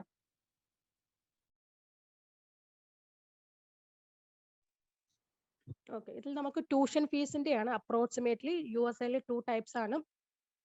ഗവൺമെന്റ് ഇൻസ്റ്റിറ്റ്യൂഷനിൽ അപ്രോക്സിമേറ്റ്ലി ഫീസ് 1 year വരുന്നത് ഏകദേശം USA $26,000 ആണ്. ഇതിൽ കുറവുള്ള ഫീസ് ഉള്ളത് കൊണ്ട് ഞാൻ ജസ്റ്റ് ഇങ്ങനെ അപ്രോക്സിമേറ്റ്ലി ഇട്ട് വെച്ചിട്ടേ ഉള്ളൂ. 15-16 ലക്ഷം മുതൽ സ്റ്റാർട്ട് ചെയ്യുന്ന യൂണിവേഴ്സിറ്റീസ് ഉണ്ട്. പക്ഷെ അതൊക്കെ തന്നെ ഇൻസ്റ്റിറ്റ്യൂഷൻ ആയിരിക്കും, അക്കാഡമി പോലെ ആയിരിക്കും. പക്ഷെ അതിനെക്കാട്ടിലും നമ്മളൊരു ആവറേജ് ആണ് ഇട്ടിരിക്കുന്നത്. ഒരു 19 ലക്ഷം ഉണ്ടെങ്കിൽ ഫസ്റ്റ് ഇയറിന്റെ ട്യൂഷൻ ഫീസ് ആണ്. ഫസ്റ്റ് ഇയർ ഒരു 90 lakhs ഒക്കെ ഉണ്ടെങ്കിൽ നമുക്ക് അവിടെ പഠിക്കാൻ പറ്റും. അതുപോലെ തന്നെ അവിടുത്തെ 1 year ലിവിങ് എക്സ്പെൻസ് എന്ന് പറയുന്നത് $10,000 ആണ് 1 ഇയർ. അപ്പൊ നമ്മളത് ഇന്ത്യയിലോട്ട് കൺവേർട്ട് ചെയ്യുമ്പോൾ INR-ലോട്ട് കൺവേർട്ട് ചെയ്യുമ്പോഴത്തേക്കും ഏകദേശം ഒരു 8 lakhs ഒരു 9 lakhs-നുള്ളിലേ വരുന്നുള്ളൂ 1 ഇയർ ലിവിങ് എക്സ്പെൻസ്. ഇത് നിങ്ങൾ ക്ലിയർ ആയിട്ട് മനസ്സിലാക്കിക്കൊള്ളുക. 1 ഇയർ ലിവിങ് എക്സ്പെൻസ് എന്ന് പറയുന്നത് ഏകദേശം ഒരു 8 to 10-നുള്ളിലെ 1 ഇയർ ലിവിങ് എക്സ്പെൻസ് USA-ൽ വരുന്നുള്ളൂ. വലുതായിട്ട് എല്ലാവരും പറയും 30-40 ഒക്കെ. ഇത് രണ്ടും കൂടി ചേർത്തിട്ടാണ് അത്ര വരുന്നത്. 1 year tuition fees plus 1 year living expense. ഇതാണ് ഫണ്ട് പ്രൂഫ് ആയിട്ട് നമ്മൾ കാണിക്കുന്നത്. കുറഞ്ഞത് ഒരു 20 തൊട്ട് നമ്മളത് എത്ര വർഷത്തെ പ്രോഗ്രാം ആണോ എടുക്കുന്നത് അത്ര വർഷത്തെ ട്യൂഷൻ ഫീസ് എങ്കിലും അവിടെ കാണിക്കണം. മിനിമം ഇത്ര വേണോന്ന് ആ യൂണിവേഴ്സിറ്റി ചോദിക്കത്തില്ല. പക്ഷെ കുറഞ്ഞത് ഒരു 25 ലക്ഷത്തിന്റെ എങ്കിലും ബാങ്കിന്റെ സ്റ്റേറ്റ്മെന്റ് ഫണ്ട് പ്രൂഫ് ഉണ്ടെങ്കിലാണ് നമുക്ക് F1 വിസ ഫയൽ ചെയ്യാൻ പറ്റത്തുള്ളൂ, സ്റ്റുഡന്റിന്റെ F1 വിസ. അതുകൊണ്ട് മിനിമം ലിവിങ് എക്സ്പെൻസ് എന്ന് പറയുന്നത് 8 to 10 ആണ് ലിവിങ് എക്സ്പെൻസ്. ട്യൂഷൻ ഫീസ് ഏകദേശം ഒരു 20 lakhs to 1 year living expense എന്ന് പറഞ്ഞത് ഒരു 10 അടുത്ത് വെച്ചോളൂ. അപ്പൊ ടോട്ടൽ ഒരു 30 lakhs. പക്ഷെ ഒരു 25-നും ഒരു 50-നൊക്കെ ഉള്ളിലുള്ള ഫണ്ടിന്റെ പ്രൂഫ് കാണിക്കുവാണെങ്കിൽ നമുക്ക് F1 വിസ, നമുക്ക് ഫണ്ട് ഉണ്ടെന്നുള്ളത് ക്രൈറ്റീരിയ കാണിച്ചാൽ മതി. ആദ്യം നമ്മൾ ട്യൂഷൻ ഫീസ് അടയ്ക്കുന്നില്ല, ആദ്യം നമുക്ക് ഫണ്ടിന്റെ പ്രൂഫാണ്. ഒരു മിനിമം ഒരു ഫണ്ട് കാണിക്കേണ്ടത് 25-നും 50-നുള്ളിലാണ് ഫണ്ടിന്റെ പ്രൂഫ് കാണിക്കേണ്ടത്. ആ ഒരു ഫണ്ടിന്റെ പ്രൂഫ് കാണിച്ച് ഞാൻ ആദ്യം പറഞ്ഞ ഒരു I-20 ഫോം, ആ I-20 ഫോമിൽ ഇൻക്ലൂഡിംഗ് ആണ് ഫിനാൻഷ്യൽ ക്രൈറ്റീരിയ. അതിൽ നമുക്ക് സ്പോൺസർ 1 or 2 സ്പോൺസറിനെ കൊടുക്കാം, അല്ലെങ്കിൽ അതിന്റെ വേറൊരുണ്ട് PF, അതുപോലെ EPF-ന്റെ ഫണ്ട്, കുറച്ച് FD ആയിട്ട് ഇട്ടിരിക്കുന്നത് ആരെ നമ്മുടെ കസിൻസോ റിലേറ്റീവ്സോ പേരൻസോ ആരെങ്കിലും ഫണ്ടൊക്കെ ഉണ്ടെങ്കിലും നമ്മൾ ITR സബ്മിറ്റ് ചെയ്യുന്ന ടൈമിൽ അതിൽ കാണിക്കുകയാണെങ്കിൽ ഒരു 25 മിനിമം 25 ലക്ഷം മുതൽ ഒരു 50 ലക്ഷം രൂപ വരെ ഫണ്ട് അക്കൗണ്ടിൽ ഉണ്ടെങ്കിൽ നമുക്ക് F1 സ്റ്റുഡന്റ് വിസ ഫയലിംഗ് ചെയ്യാനുള്ള ഓപ്ഷൻസ് അലൗഡ് ആണ്. പിന്നെയുള്ളത് total cost of study in public institution USA. നിങ്ങൾ അത് ചെക്ക് ചെയ്താൽ തന്നെ അറിയാം, മോസ്റ്റ്ലി ഗവൺമെന്റ് ഇൻസ്റ്റിറ്റ്യൂഷനിലാണ് കുട്ടികൾ പോകുന്നത്. ഫീസ് കമ്പാരിറ്റീവ് കുറവാണ്. പബ്ലിക് ഇൻസ്റ്റിറ്റ്യൂഷനിൽ ഫീസ് ഏകദേശം വരുന്നത് 30 to 40 lakhs-നുള്ളിലാണ് വരുന്നത്. ഇതിൽ ഏത് വേണേലും ഓപ്റ്റ് ചെയ്യാം. ലിവിങ് എക്സ്പെൻസ് $10,000 ആണ് വരുന്നത്. ഇന്ത്യൻ INR നോക്കുകയാണെങ്കിൽ 8 lakhs to 10 lakhs-നുള്ളിൽ വരും. നോർമൽ ഫീസ് റേറ്റ് ഇങ്ങനെയാണ്. അതുകൊണ്ട് നിങ്ങൾ കൺഫ്യൂഷൻ ആകരുത്. 1 ഇയർ ലിവിങ് എക്സ്പെൻസ് 8 to 10-നുള്ളിലേ വരത്തുള്ളൂ. Tuition fees approximately tuition fees start ചെയ്യുന്നത് ഒരു 20 lakhs മുതൽ തന്നെ ഫീസ് സ്റ്റാർട്ട് ചെയ്യുന്നുണ്ട് 1 ഇയർ. ഇത് നമ്മുടെ ഇന്ത്യ അതുപോലെ USA-യുടെ ഒരു ലിവിങ് കോസ്റ്റ് ആണ് ഞാൻ കമ്പയർ ചെയ്തിട്ടിരിക്കുന്നത്. അവിടുത്തെ ലിവിങ് കോസ്റ്റും നമ്മുടെ ഇവിടുത്തെ ഇന്ത്യയുടെ നോക്കുവാണെങ്കിൽ ഒരു റെന്റ് ഒരു 20,000 ആണെങ്കിൽ USA ഡോളർ 80,000 ഒക്കെ സംതിങ് വരുന്നത്. അപ്പൊ അതിന്റെ ഒരു ടോട്ടൽ കോസ്റ്റ് 1 ഇയറിന്റെ എല്ലാം കൂടി ചേർത്ത് നോക്കുകയാണെങ്കിൽ USA ഡോളർ 10,000 ആണ് 1 ഇയർ ലിവിങ് എക്സ്പെൻസ്. ഏകദേശം അപ്രോക്സിമേറ്റ്ലി നമ്മുടെ ലിവിങ് എക്സ്പെൻസ് 8 lakhs ആണ് ലിവിങ് എക്സ്പെൻസ് വരുന്നത്, നോർമൽ ലിവിങ് എക്സ്പെൻസ്. ഒരു 2 ഇയർ പ്രോഗ്രാം ഒക്കെ 2 ഇയർ എടുക്കുകയാണെങ്കിൽ ഏകദേശം നമുക്ക് ഒരു 15-16-നുള്ളിലൊക്കെ 2 ഇയർ പ്രോഗ്രാം ലിവിങ് എക്സ്പെൻസ് വരത്തുള്ളൂ. ഇതിനൊക്കെ തന്നെ ചേഞ്ചസ് വരുന്നുണ്ട്. അത് കറന്റ് USA ഡോളർ അനുസരിച്ച് ചേഞ്ചസ് വരും. നെക്സ്റ്റ് അവിടുത്തെ റീജിയൻ ആണ്. ഓൾമോസ്റ്റ് ഞാൻ ഫസ്റ്റ് പറഞ്ഞിരുന്നു, അവിടുത്തെ മെയിൻലി 5 റീജിയൻ ആണ്. ഈസ്റ്റ് കോസ്റ്റ്, വെസ്റ്റ്, അതുപോലെ central cost, north cost, south cost. Mainly വരുന്ന 5 റീജിയൻ ആണ്. അതുപോലെ USA ബൈ സിറ്റീസിൽ ഏറ്റവും കൂടുതൽ ലിവിങ് കോസ്റ്റ് വരുന്ന സിറ്റി വൈസ് നോക്കുകയാണെങ്കിൽ Boston, New York, San Francisco, Chicago, Los Angeles, Washington, ഇവിടെയൊക്കെ തന്നെ മന്ത്ലി USA ഡോളർ ആണ് ഞാൻ സൈഡിൽ കൊടുത്തിരിക്കുന്നത്. 2000 ഇപ്പൊ നമുക്ക് വാഷിംഗ്ടൺ നോക്കുകയാണെങ്കിൽ 2665 USA ഡോളർ ആണെങ്കിൽ ഇന്ത്യൻ റുപ്പീസ് നോക്കുകയാണെങ്കിൽ INR-ലോട്ട് കൺവേർട്ട് ചെയ്യുകയാണെങ്കിൽ 2 lakhs സംതിങ് ആണ് വരുന്നത്. 2.19 ഏകദേശം 230-220 lakhs വരുന്നുണ്ട് പെർ ഇയർ. അപ്പൊ ഇങ്ങനെയാണ് അതിന്റെ ഒരു ലിവിങ് കോസ്റ്റ് കാൽക്കുലേറ്റ് ചെയ്യുന്നത്. ഓരോ സിറ്റീസിനും അതിൻ്റെതായ ലിവിങ് കോസ്റ്റിൽ വേരിയേഷൻ വരുന്നുണ്ട്. ഇത് മെയിൻലി നമ്മുടെ ഹെഡ് ഓഫീസ് USA-ൽ ഇപ്പൊ ഇന്ത്യയിലെ പല കമ്പനീസ് ഒക്കെ ഉണ്ടെങ്കിലും അതിന്റെ ഹെഡ് ഓഫീസ് ഉള്ളത് USA-ലാണ്. നമുക്ക് നോർമലി അറിയുന്നതാണ് Microsoft, Amazon, Micron, Yahoo, Apple, Google. ഇതൊക്കെ തന്നെ എപ്പോഴും നമ്മൾ കേട്ടോണ്ടിരിക്കുന്ന ഫെമിലിയർ ആയിട്ടുള്ള ബ്രാൻഡ് നെയിം ആണ്. സിറ്റി ബാങ്ക്, ഡെല്ല്, ഇതൊക്കെ തന്നെ നമ്മൾ എപ്പോഴും അറിയുന്നതാണ്. മെയിൻലി ഉള്ള ഫെഡെക്സ് ഒക്കെ തന്നെ, കൊക്കോകോള, ഇതൊക്കെ തന്നെ മെയിൻലി ഉള്ള ഹെഡ് ക്വാർട്ടേഴ്സ് USA-ലാണ്. പിന്നെ ഏറ്റവും കൂടുതൽ എല്ലാവർക്കും കൺഫ്യൂഷൻ ആകുന്ന ഒരു പാർട്ടാണ് ഫണ്ട് പാർട്ട്. ഈ ഫണ്ട് പാർട്ട് ബാലൻസ് നമ്മൾ ഇപ്പം F1 സ്റ്റുഡന്റ് വിസയ്ക്ക് ആപ്ലിക്കേഷൻ മൂവ് ചെയ്യുമ്പോഴത്തേക്ക് വേണ്ടത് ഫണ്ടിന്റെ പാർട്ടാണ്.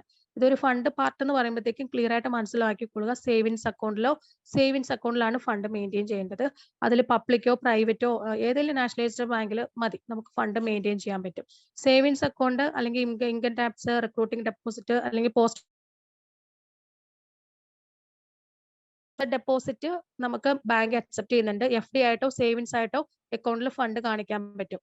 അതിൽ പ്രൊവിഡന്റ് ഫണ്ടിന്റെ ഉണ്ട്, അതുപോലെ ജനറൽ ഫണ്ട് ഉണ്ട്, എംപ്ലോയി പ്രൊവിഡന്റ് ഫണ്ട് ഉണ്ട്. ഇതിന് 3-4 കാറ്റഗറി ആയിട്ടുള്ള ഈ പറഞ്ഞ ഈ സ്കീമിലൊക്കെ തന്നെ ഇപ്പൊ പേരൻസ് ഒക്കെ സെൻട്രൽ ഗവൺമെന്റ് സ്റ്റേറ്റ് ഗവൺമെന്റിലൊക്കെ വർക്ക് ചെയ്യുന്നുണ്ടെങ്കിൽ ഇവർക്കൊക്കെ ഈ ഒരു സ്കീമിലൊക്കെ തന്നെ ഫണ്ട് മെയിൻറ്റെയിൻ ചെയ്യുന്നുണ്ടായിരിക്കും. ഈ ഒരു മെയിൻറ്റെയിൻ ചെയ്ത ഫണ്ട് ആണെങ്കിൽ പ്രൂഫായിട്ട് നമുക്ക് സ്റ്റുഡന്റിന്റെ അഡ്മിഷന് കാണിക്കാൻ പറ്റും. പിന്നെ ലോണിന്റെ പ്രൂഫ് ഇതെന്ന് വെച്ചാൽ ലോൺ എന്ന് പറയുമ്പോൾ നമ്മൾ എഡ്യൂക്കേഷൻ ലോൺ ഒരിക്കലും ഈ പറഞ്ഞ USA സ്റ്റുഡന്റ് വിസയ്ക്ക് ഫസ്റ്റ് അപ്ലൈ ചെയ്യുമ്പോൾ എഡ്യൂക്കേഷൻ ലോൺ സബ്മിറ്റ് ചെയ്യാറില്ല. എന്നുവെച്ചാൽ ലോൺ എടുത്തിട്ടാണ് ആ സ്റ്റുഡന്റ് അവിടെ പോകുന്നെങ്കിൽ അവർ ഫസ്റ്റ് പ്രയോറിറ്റി നോക്കുന്നത് നമുക്ക് ഫണ്ട് ഉണ്ടോ, സെൽഫായിട്ട് ഫണ്ട് ഉണ്ടോ, പേരൻസിനുണ്ടോ, ഈ സ്റ്റുഡന്റ് അവിടെ വന്നിട്ടുണ്ടെങ്കിൽ പഠിക്കാനായിട്ടുള്ള അഫോർഡബിൾ ആയിട്ടുള്ള ഫണ്ട് അക്കൗണ്ടിൽ ഉണ്ടോ എന്നാണ് ഫസ്റ്റ് ക്രൈറ്റീരിയ നോക്കുന്നത്. 1 ഇയർ കഴിഞ്ഞിട്ട് വേണമെങ്കിൽ എഡ്യൂക്കേഷൻ ലോൺ എടുക്കുന്നതിന് ഇഷ്യൂസ് ഇല്ല. പക്ഷേ ഈ പറഞ്ഞ ഡോക്യുമെന്റ്സ് സബ്മിറ്റ് ചെയ്യുന്ന ടൈമിൽ മെയിൻലി വേണ്ടത് FD അല്ലെങ്കിൽ സേവിങ്സ് അക്കൗണ്ടിലാണ് ഫണ്ട് മെയിൻറ്റെയിൻ ചെയ്യേണ്ടത്. ഈ പറഞ്ഞ പോലെ വിത്ഡ്രോവൽ ബാലൻസ്, ഈ പറഞ്ഞ പ്രൊവിഡന്റ് ഫണ്ടോ പറഞ്ഞ ജനറൽ ഫണ്ട്, എംപ്ലോയി ഫണ്ട്, അതുപോലെ പോസ്റ്റ് ഓഫീസിൽ ഫണ്ട് ഒക്കെ ഉണ്ടെങ്കിൽ, അതുപോലെ തന്നെ ലൈഫ് ഇൻഷുറൻസ് ഒക്കെ എടുക്കുന്നുണ്ടല്ലോ, കവറിംഗ് ഒക്കെ, ലൈഫ് ഇൻഷുറൻസിന്റെ കവറിംഗ് ആയിട്ട് എടുക്കുന്ന പോളിസിയുടെ നമ്പറൊക്കെ വേണമെങ്കിൽ നമുക്ക് കൊടുക്കാം. അത്ര വാല്യൂ ഉണ്ടെന്നൊക്കെ പറഞ്ഞിട്ട് അടച്ചിട്ടുണ്ടെങ്കിൽ ഇപ്പൊ 10 years 4 years ഒക്കെ പേരൻസ് എടുക്കുകയാണെങ്കിൽ ലൈഫ് ഇൻഷുറൻസിന്റെ വാല്യൂ ഒക്കെ കൊടുക്കാൻ പറ്റും. പിന്നെ സ്പോൺസേഴ്സ് ആർക്ക് വേണമെങ്കിലും കൊടുക്കാം. 1 അല്ലെങ്കിൽ 2 സ്പോൺസേഴ്സ് വരെ കൊടുക്കാനുള്ള ഓപ്ഷൻസ് അലൗഡ് ആണ്. പക്ഷെ ആദ്യം കൺഫ്യൂഷൻ ആക്കാതെ യൂണിവേഴ്സിറ്റിക്ക് മെയിൻ ആയിട്ട് വേണ്ടത് ഇത്രയും സ്റ്റുഡന്റ് അവിടെ വരുവാണെങ്കിൽ ഫണ്ട് ഉണ്ടോ, അവരുടെ അക്കൗണ്ടിൽ ഫണ്ട് ഉണ്ടോ എന്നാണ് ആദ്യം അറിയേണ്ടത്. പിന്നെ എഡ്യൂക്കേഷൻ ലോൺ ആരും തന്നെ നമുക്ക് പ്രൊവൈഡ് ചെയ്യാൻ പറ്റത്തില്ല. എഡ്യൂക്കേഷൻ ലോണിന്റെ ഒരു പ്രൂഫും അപ്ലിക്കേഷൻ കൊടുക്കാം, പക്ഷെ അത് നമുക്ക് പിന്നീട് നമ്മൾ അല്ലാതെ കൊടുക്കാം. അല്ലാതെ F1 സ്റ്റുഡന്റ് വിസയ്ക്ക് വേണ്ടി എഡ്യൂക്കേഷൻ ലോണിന്റെ ഒരു പ്രൂഫ് കാണിക്കാൻ പറ്റത്തില്ല. ആദ്യം അവർക്ക് സേവിങ്സ് അക്കൗണ്ടിൽ FD ആയിട്ട് ഫണ്ട് ഉണ്ടോ എന്നാണ് ആദ്യം അറിയേണ്ടത്. അത് കഴിഞ്ഞിട്ട് നമുക്ക് വേണമെങ്കിൽ ട്യൂഷൻ ഫീസ് ഒക്കെ അടയ്ക്കുന്ന ടൈമിൽ നമുക്ക് എഡ്യൂക്കേഷൻ ലോൺ ഒക്കെ നമുക്ക് കൊടുക്കാനുള്ള ഓപ്ഷൻസ് അലൗഡ് ആണ്.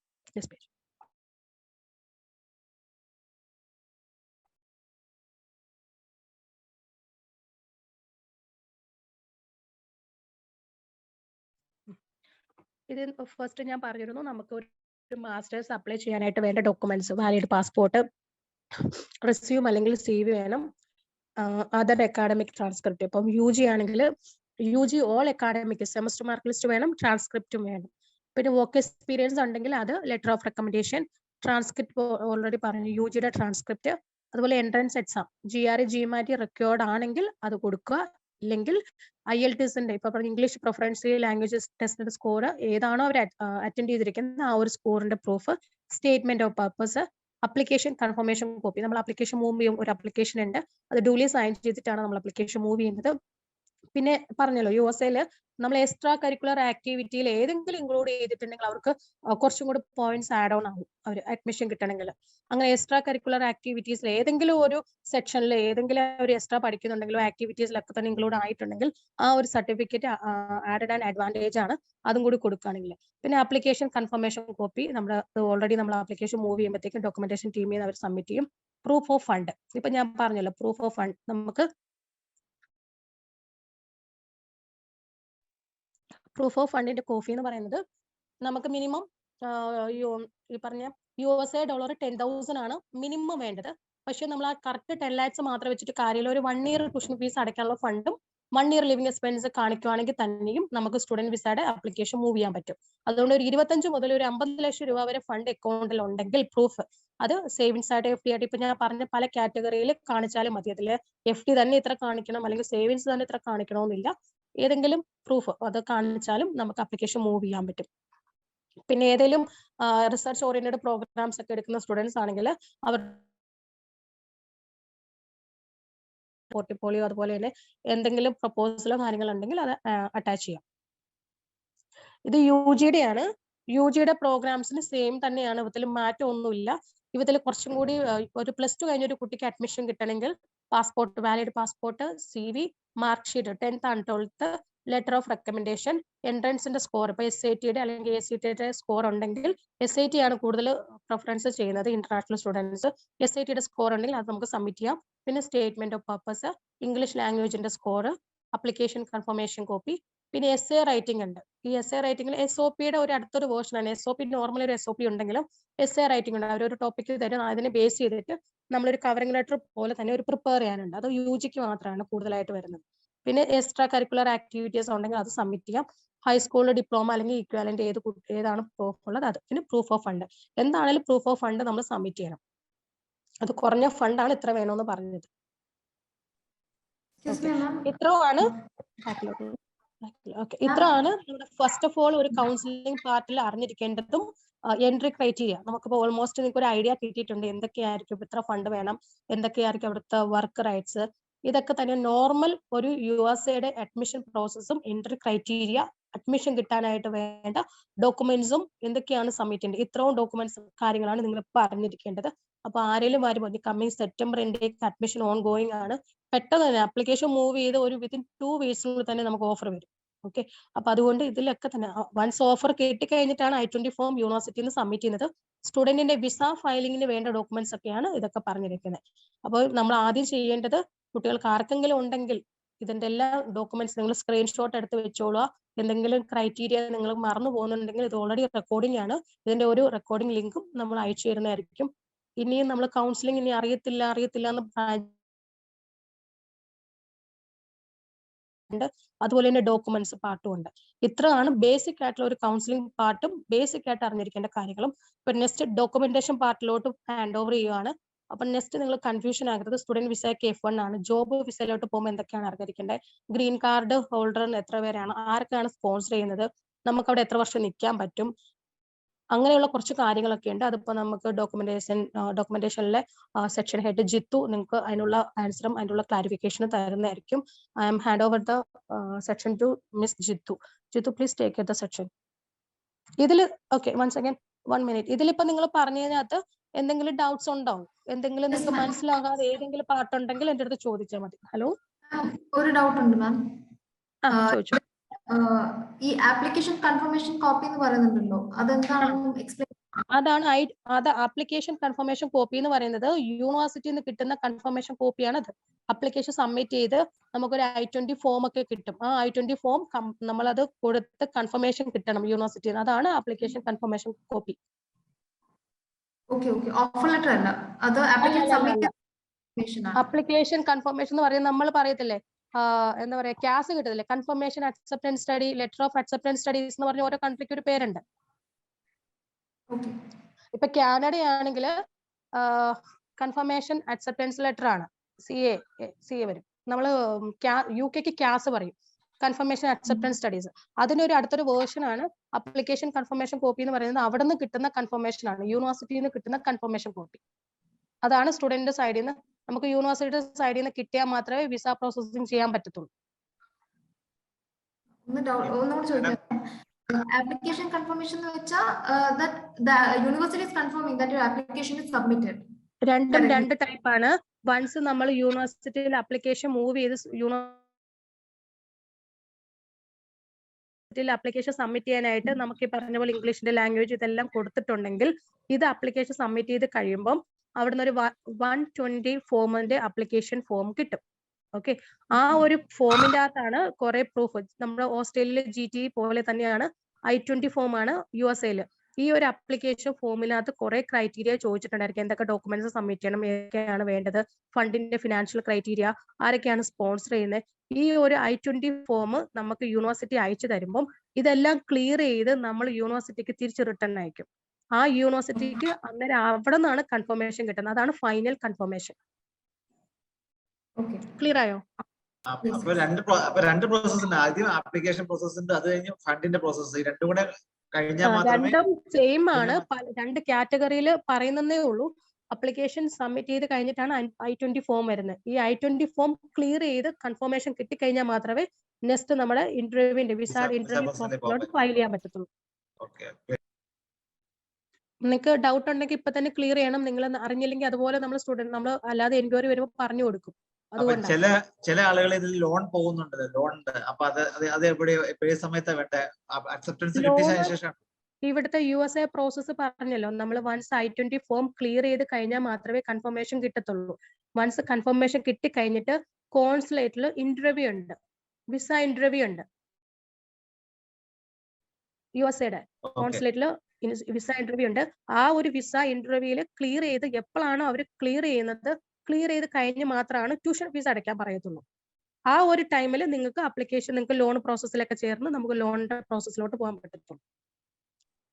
ഓക്കെ, അതുവരെയുള്ള എമൗണ്ട് നമ്മുടെ FD അല്ലെങ്കിൽ നമ്മുടെ കയ്യിലുള്ള ക്യാഷ് കാണിക്കണം അല്ലേ? അതെ സാർ, അതെ. എന്ന് വെച്ചാൽ നമ്മൾ ആദ്യം വിസ ഇന്റർവ്യൂവിന് പോകുന്നതിന് മുമ്പേ ഫണ്ടിന്റെ പാർട്ടില് എഡ്യൂക്കേഷൻ ലോൺ ആണെങ്കിൽ അതൊരു വലിയൊരു ബാധ്യതയല്ലേ. ഇത് എപ്പോൾ അടച്ച് എങ്ങനെ തീർത്ത, അപ്പൊ അവർക്കൊരു നോർമൽ 2 പ്രൊഫൈൽ വരുന്ന സമയത്ത് അവരത് സാറ്റിസ്ഫൈഡ് ആകത്തില്ല. അതുകൊണ്ടാണ് പ്രൂഫ് ഓഫ് ഡോക്യുമെന്റ്സ് കാണിക്കാൻ പറഞ്ഞത്. സേവിങ്സ് ആയിട്ടോ FD ആയിട്ടോ ഫണ്ട് അക്കൗണ്ടിൽ ഉണ്ടെങ്കിൽ നമുക്ക് വിസ ഇന്റർവ്യൂവിന് പോകുന്ന ടൈമിൽ അവർക്ക് ഓക്കെ ആയിരിക്കും. അത് കഴിഞ്ഞ് അപ്രൂവൽ ആകത്തുള്ളൂ. നമ്മൾ അത് കഴിഞ്ഞിട്ടാണ് ട്യൂഷൻ ഫീസ് അടയ്ക്കുന്നത്. ഇവിടുത്തെ പ്രോസസ് എല്ലാം വിസയുടെ ഇന്റർവ്യൂ വൺസ് സക്സസ്ഫുൾ ആയി കഴിഞ്ഞ്, വൺസ് വിസ അപ്രൂവൽ ആയി കഴിഞ്ഞിട്ടാണ് സ്റ്റാറ്റസ് അറിയാൻ പറ്റും. റിസൾട്ട് നമുക്ക് എന്നാണ് ഇന്റർവ്യൂ അറ്റൻഡ് ചെയ്യുന്നത് അന്ന് തന്നെ, ഒന്നെങ്കിൽ അന്ന് അറിയാം, അല്ലെങ്കിൽ 2-3 ഡേയ്സിനുള്ളിൽ തന്നെ നമുക്ക് റിസൾട്ട് വരും. അത് കഴിഞ്ഞ് മാത്രമാണ് ട്യൂഷൻ ഫീസ് അടയ്ക്കുന്നത്. ലോൺ നമുക്ക് വേണമെങ്കിൽ പാരലായിട്ട് ഒരു സൈഡിൽ കൂടി നമുക്ക് ചെയ്യാം. പക്ഷേ ഈ ലോണിന്റെ പ്രൂഫ് കൊണ്ടൊന്ന് ഈ പറഞ്ഞ വിസ ഇന്റർവ്യൂവിന് പോകുമ്പോൾ സബ്മിറ്റ് ചെയ്യാൻ പറ്റത്തില്ല. അല്ലാതെ നമുക്ക് ചെയ്യാൻ പറ്റും. വിസ ഫയലിംഗ് ലാസ്റ്റ് ആണ് വരുന്നത്. വിസ ഇന്റർവ്യൂവിന്റെ സ്റ്റാറ്റസും കൂടി കഴിഞ്ഞിട്ടാണ് നമുക്ക് ട്യൂഷൻ ഫീസ് അടയ്ക്കുന്നത്. ആ ട്യൂഷൻ ഫീസും കൂടി അടച്ച് കഴിഞ്ഞിട്ടാണ് വിസ ഫയലിംഗ് വരുന്നത്. ക്ലിയർ ആയോ? ക്ലിയർ ആയോ? Okay, fine. Okay, please take your suggestion. ഒരു ഡൗട്ട്, ഈ വിസ ചാർജസ് ഉൾപ്പെടെയുള്ള എക്സ്പെൻസുകൾ എന്തൊക്കെയാണ് വരിക? ഉണ്ട്, അത് ഇപ്പൊ ക്ലിയർ ആയിട്ട് പറഞ്ഞു തരുവേ. വിസ ഫീസ് ഉണ്ട്. നമുക്ക് വിസയുടെ വൺസ് I-20 ഫോം ക്ലിയർ ചെയ്ത് കഴിയുമ്പോൾ $350 ആണ് അപ്രോക്സിമേറ്റ്ലി എന്ന് തോന്നുന്നു. അതുപോലെ തന്നെ ഒരു ഡീഡ് 60 ഫോം ഉണ്ട്, ഏകദേശം ഒരു 120 സംതിങ്, അത് പറഞ്ഞു തരും. ആ ഒരു ഫോമും അതുപോലെ തന്നെ I-20 ക്ലിയർ ചെയ്യുന്നത് വിസ ഫീസ് $350 ആണ് നമ്മൾ വിസ ഇന്റർവ്യൂവിന് പോകുമ്പോൾ സബ്മിറ്റ് ചെയ്യേണ്ടത്. I-20 ഫോം ക്ലിയർ ചെയ്ത് കഴിയുമ്പോൾ യൂണിവേഴ്സിറ്റിക്ക് അടയ്ക്കേണ്ട ഒരു ഫീസ് ഉണ്ട്, ചെറിയൊരു എമൗണ്ട് ഉണ്ട്. അതിപ്പോ ക്ലാരിഫൈ ചെയ്ത് തരും കേട്ടോ. Okay sir, okay. എന്തായാലും ഈ ഒരു പാർട്ട് ക്ലിയർ ആയിട്ട് മനസ്സിലാക്കുക. USA പ്രോസസ്സ് ഇങ്ങനെയാണ് നോർമൽ വരുന്നത്. ഇനിയിപ്പോ ഡോക്യുമെന്റേഷൻ സെഷനിലോട്ട് ഹാൻഡ് ഓവർ ചെയ്യാണ്. Jithu please take the session. Jasmine ma'am, physical health issues ഉണ്ടായിട്ട് പോലും അത്ര നന്നായിട്ട് നമുക്ക് ക്ലാസ് തന്നെ തന്നിട്ടുണ്ട്. ഞാൻ ഡോക്യുമെന്റേഷൻ ടീമില്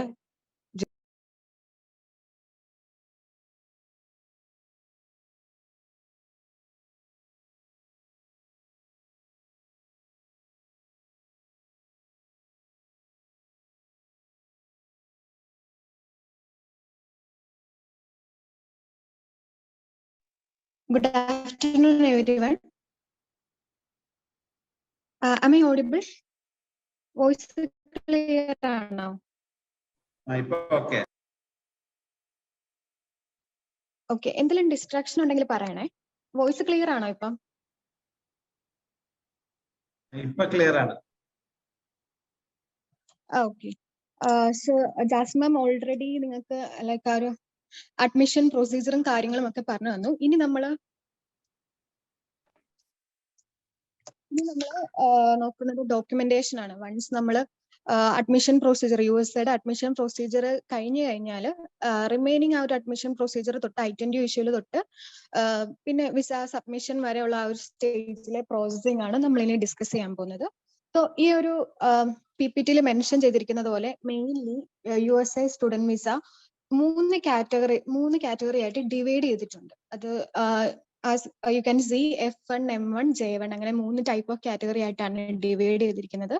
ജാസ്മിൻ മാം ഓൾറെഡി മെൻഷൻ ചെയ്ത പോലെ തന്നെ F1 വിസയാണ് നമ്മൾ നോർമലി ബാച്ചിലേഴ്സും അതുപോലെ മാസ്റ്റേഴ്സിനൊക്കെ പോകുന്ന ഇന്ത്യൻ സ്റ്റുഡൻസിന് വേണ്ടിയിട്ട് നമ്മൾ, ഇന്ത്യൻ സ്റ്റുഡൻസ് അല്ല ഏത് ഇന്റർനാഷണൽ കൺട്രിയിൽ നിന്നുള്ള സ്റ്റുഡൻസ് ആണെങ്കിലും അവർ ബാച്ചിലേഴ്സ് ഓർ മാസ്റ്റേഴ്സിനാണ് പോകുന്നതെങ്കിൽ F1 സ്റ്റുഡന്റ് വിസയാണ് ചൂസ് ചെയ്യുന്നത്. ആ ഒരു വിസ ടൈപ്പ് കാറ്റഗറിയിലാണ് നമ്മൾ വിസ ഫയൽ ചെയ്യുന്നത്. So F1 visa is for university, colleges, high school or any language exchange program. So idana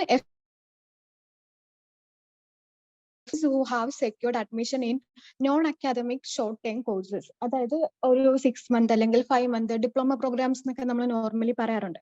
അപ്പൊ അത് ഷോർട്ട് ടൈം എക്സ്ചേഞ്ച് പ്രോഗ്രാംസ് എന്നാണ് USA കോമൺ ആയിട്ട് പറയാം. അപ്പൊ ആ ഒരു കാറ്റഗറിയിൽ പോകുന്ന സ്റ്റുഡൻസിന് വേണ്ടിയിട്ടാണ് ഈ ഒരു M1 വിസ കാറ്റഗറി ഇൻക്ലൂഡ് ചെയ്ത്. ഇത് കോമൺലി ഈ ഒരു വിസ കാറ്റഗറി ഒക്കെ മെയിൻലി നമുക്ക് ആപ്ലിക്കബിൾ ആവുന്നത് ഒന്ന് അവിടുത്തെ like USA nearest countries, Canada അതുപോലെയുള്ള കൺട്രീസിലെ, അതുപോലെ തന്നെ US തന്നെ നാഷണൽ സ്റ്റുഡൻസിനൊക്കെ വേണ്ടിയിട്ടാണ് ഈ M1 വിസ കാറ്റഗറി ഇഷ്യൂ ചെയ്തിരിക്കുന്നത്. അതുപോലെ തന്നെ J1 വിസ എന്ന് പറഞ്ഞിട്ട് ഒരു കാറ്റഗറി കൂടി ഉണ്ട്. ഇത് J1 വിസ കാറ്റഗറി നമുക്ക് ഇവിടുന്ന് ഇന്റർനാഷണൽ ആയിട്ടുള്ള സ്റ്റുഡൻസിനും അതുപോലെ തന്നെ ഈവൻ പാസ് ഔട്ട് ആയി കഴിഞ്ഞാൽ അവരൊരു ജസ്റ്റ് ഒരു ഇന്റേൺഷിപ്പ് അല്ലെങ്കിൽ ഒരു ട്രെയിനിങ് പ്രോഗ്രാം അതുപോലെ അക്കാദമിക് ബേസിലല്ല കുറച്ചുകൂടെ പ്രാക്ടിക്കൽ ബേസിലായിട്ടുള്ള ചെറിയ പ്രോഗ്രാംസ് എന്ന് വെച്ച് കഴിഞ്ഞാൽ നമ്മുടെ ബാച്ചിലേഴ്സും മാസ്റ്റേഴ്സും പോലെയുള്ള പ്രോഗ്രാംസ് അല്ല M1ഉം J1ഉം. കൈൻഡ് ഓഫ് നമ്മൾ ഫൗണ്ടേഷൻ പ്രോഗ്രാം അല്ലെങ്കിൽ ലൈക്ക് ഡിപ്ലോമ പ്രോഗ്രാം ഒക്കെ പറയുന്ന പോലെ വിസിറ്റർ എക്സ്ചേഞ്ച് പ്രോഗ്രാം എന്നാണ് USL അതിന്റെ ഒരു ടേം. സോ ആ ഒരു കാറ്റഗറി ഓഫ് സ്റ്റുഡൻസിന് വേണ്ടിയിട്ടാണ് M1 J1 വിസ വരുന്നത്. നോർമലി നമ്മുടെ സ്റ്റുഡൻസ് അതായത് ഇന്റർനാഷണൽ സ്റ്റുഡൻസ് ബാച്ചിലേഴ്സും മാസ്റ്റേഴ്സിന് പോകുന്ന സ്റ്റുഡൻസ് എല്ലാം F1 വിസ കാറ്റഗറിയിലാണ് വരുന്നത്. സോ സ്റ്റുഡന്റ് വിസയാണ് ഈ ഒരു 3 കാറ്റഗറി. അതുപോലെ തന്നെ ഈ ഒരു F1 M1 J1 ഈ 3 കാറ്റഗറിയിലും F2 F3 അതുപോലെ M2 M3 J1 J2 J3 അങ്ങനെ 3 കാറ്റഗറീസ് ഉണ്ട്. ഇതിപ്പോ ഞാൻ എല്ലാം കൂടെ പറഞ്ഞ് കൺഫ്യൂഷൻ ആക്കുന്നില്ല, ജസ്റ്റ് ഒന്ന് അറിഞ്ഞിരിക്കാൻ വേണ്ടി മാത്രം പറയുന്നതാണ്. F1 M1 J1 സ്റ്റുഡൻറ് പോകുന്ന ലൈക്ക് കാൻഡിഡേറ്റ്സ് എല്ലാം പ്രൈമറി ആപ്ലിക്കന്റ് ആയിരിക്കും. അതായത് ആ ആളെ ഡിപ്പെൻഡ് ചെയ്തിട്ട് പോകുന്ന ഡിപ്പെൻഡന്റ് വിസ, അതായത് ഇപ്പൊ സ്പൗസ് വിസ, ഇപ്പൊ ചൈൽഡ് ഉണ്ടെങ്കിൽ ആ ഡിപ്പെൻഡന്റ് വിസയാണ്. ആ ഒരു കാറ്റഗറിയിൽ പോകുന്ന സ്റ്റുഡൻസ് എല്ലാം ആണെങ്കിൽ M2 വരും. ഇതൊക്കെ സ്പൗസ് അല്ലെങ്കിൽ ഡിപ്പെൻഡന്റിന്റെ കേസിലാണ്. പിന്നെ F3 എന്ന് പറഞ്ഞ ഒരു കാറ്റഗറി ഉണ്ട്. F3 കാറ്റഗറി F3 എന്ന് ഞാൻ പറയുമ്പോൾ M1നും J1നും ഈ പറഞ്ഞ 3 എന്ന് പറഞ്ഞിട്ടുള്ള ഒരു കാറ്റഗറി ഉണ്ട്. അത് മെയിൻലി നമുക്കറിയാം ജസ്മ പറഞ്ഞ പോലെ USA നിയറസ്റ്റ് ആയിട്ടുള്ള കൺട്രീസിൽ അവർ ഇപ്പൊ ഫോർ എക്സാമ്പിൾ നിയറസ്റ്റ് ആയിട്ടുള്ള ഒരു കൺട്രിയാണ് കാനഡ. കാനഡയിൽ നിന്നുകൊണ്ട് തന്നെ ഒരു സ്റ്റുഡന്റിന് ലൈക്ക് USA സർട്ടിഫിക്കേഷനും കാര്യങ്ങളും അതുപോലെ USA ഒരു യൂണിവേഴ്സിറ്റിയിൽ പോയി പഠിക്കാൻ വേണ്ടി അവർ നിൽക്കുന്നതും പാർട്ട് ടൈം ചെയ്യുന്നതും ഒക്കെ കാനഡയിലായിരിക്കും. പക്ഷെ സർട്ടിഫിക്കേഷനും കാര്യങ്ങളും ഒക്കെ USA എന്നായിരിക്കും. സോ അങ്ങനെ ഒരു ടൈപ്പ് ഓഫ് കാറ്റഗറി ഉണ്ട്. അതാണ് മെയിൻലി ഈ എന്താ പറയാ M1ലും J1ലും ഒരു ഈ പറഞ്ഞ പോലെ M2 J2 എന്ന് പറഞ്ഞിട്ട് ഒരു കാറ്റഗറി ഉണ്ട്. അവരുടെ ഡിപ്പെൻഡൻസിനാണ് ഈ M2 J2 എന്ന് പറഞ്ഞിട്ടുള്ള ഒരു കാറ്റഗറി വരുന്നത്. അപ്പൊ ടോട്ടലി മെയിൻലി ഈ 3 കാറ്റഗറിയിലാണ് വിസ അവര് ഡിവൈഡ് ചെയ്തിരിക്കുന്നത്. അതിൽ F1ലോട്ടാണ് നമ്മൾ സ്റ്റുഡൻസിനെ F1 വിസ കാറ്റഗറിയിലാണ് നമ്മുടെ സ്റ്റുഡൻസിനെ നമ്മൾ അയക്കുന്നത്. സോ മെയിൻലി ഈ പറഞ്ഞ പോലെ തന്നെ ഇതെല്ലാം നോൺ ഇമിഗ്രന്റ് വിസ. ഞാൻ ഇപ്പൊ പറഞ്ഞ കാറ്റഗറി എല്ലാം നോൺ ഇമിഗ്രന്റ് വിസയാണ്. അതുപോലെ തന്നെ ഇമിഗ്രന്റ് വിസസും ഉണ്ട്. നോൺ ഇമിഗ്രന്റ് വിസ എന്ന് പറഞ്ഞു കഴിഞ്ഞാൽ ആ ഒരു പേര്, ആ ഒരു നെയിം ഇൻഡിക്കേറ്റ് ചെയ്യുന്ന പോലെ തന്നെ ഇമിഗ്രൻസ് അല്ല, അവർ ജസ്റ്റ് എന്തെങ്കിലും ഒരു പർപ്പസിന് വേണ്ടിയിട്ട് പോകുന്ന ആൾക്കാരായിരിക്കും. പിന്നെ അവർ തിരിച്ച് റിട്ടേൺ വരും. ഇമിഗ്രന്റ് വിസ എന്ന് പറയുമ്പോൾ ഗ്രീൻ കാർഡ് എയിമോടെ തന്നെ പോകുന്ന ഒരു സ്പെസിഫിക് കാറ്റഗറി ഓഫ് ആൾക്കാരെയാണ് നമ്മൾ ഇമിഗ്രന്റ് വിസ എന്ന് പറഞ്ഞ് രണ്ടായിട്ട് കാറ്റഗറി ചെയ്തിരിക്കുന്നത്. അപ്പൊ ഞാൻ ഇപ്പൊ പറഞ്ഞ F1 M1 J1 ഈ ഓരോ വിസയും നോൺ ഇമിഗ്രന്റ് വിസയാണ്. അവരുടെ ഡിപ്പെൻഡന്റ് വിസയായ F2 M2 J2 വിസ കാറ്റഗറിയും നോൺ ഇമിഗ്രന്റ് വിസ ടൈപ്പാണ്. സോ ആദ്യം തന്നെ അവർ ആ ഒരു ഇമിഗ്രന്റ് നോൺ ഇമിഗ്രന്റ് എന്നുള്ള ആ ഒരു കാറ്റഗറി വെച്ചിരിക്കുന്നത് തന്നെ ആ ഒരു നെയിമിൽ തന്നെ ആ ഒരു ഇൻഡിക്കേഷൻ ഉണ്ട്. ഇമിഗ്രേഷന് വേണ്ടിയിട്ടല്ല അവർ പോകുന്നത്, ജസ്റ്റ് എന്താണോ വിസ പർപ്പസ് ആ ഒരു പർപ്പസിന് വേണ്ടിയിട്ടാണ് പോകുന്നത്. സോ ഇത് ക്ലിയർ ആണോ?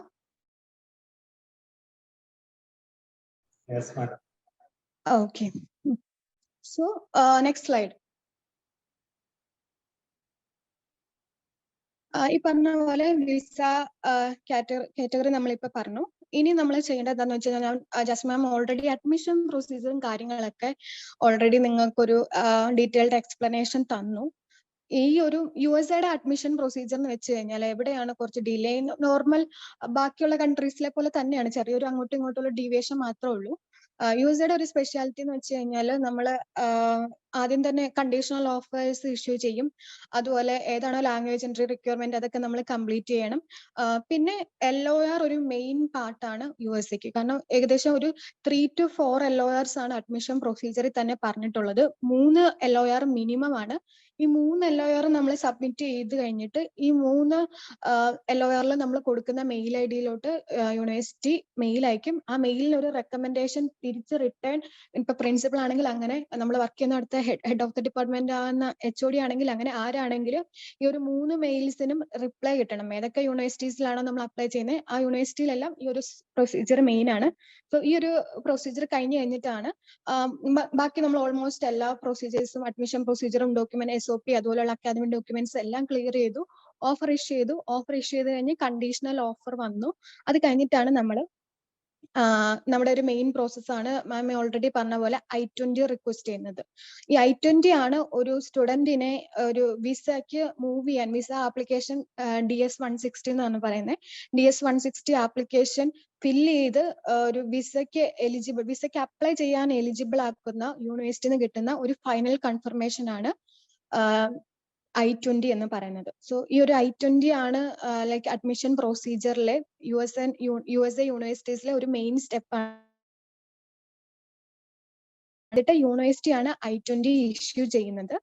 ഈ I-20ക്ക് മുമ്പ് ഈ പറഞ്ഞ പോലെ തന്നെ നമ്മൾ അക്കാദമിക് പാർട്ട് ഫുള്ള് ക്ലിയർ ചെയ്യണം, ഫിനാൻഷ്യൽ പാർട്ട് ക്ലിയർ ചെയ്യണം, അതുപോലെ LORന്റെ സെഗ്മെന്റ് ക്ലിയർ ചെയ്യണം, SOP, അങ്ങനെയുള്ള പല ഫാക്ടേഴ്സ് ഉണ്ട്. സോ ഇത്രയും ഡോക്യുമെന്റ്സ് നമ്മൾ കൊടുത്ത് I-20ക്ക് നമ്മൾ റിക്വസ്റ്റ് ചെയ്ത് നമ്മൾ ഒരു നോർമൽ ചില യൂണിവേഴ്സിറ്റീസിലൊക്കെ ഒരു 1 വീക്കിൽ തന്നെ I-20 ഇഷ്യൂ ആയിട്ട് വരും.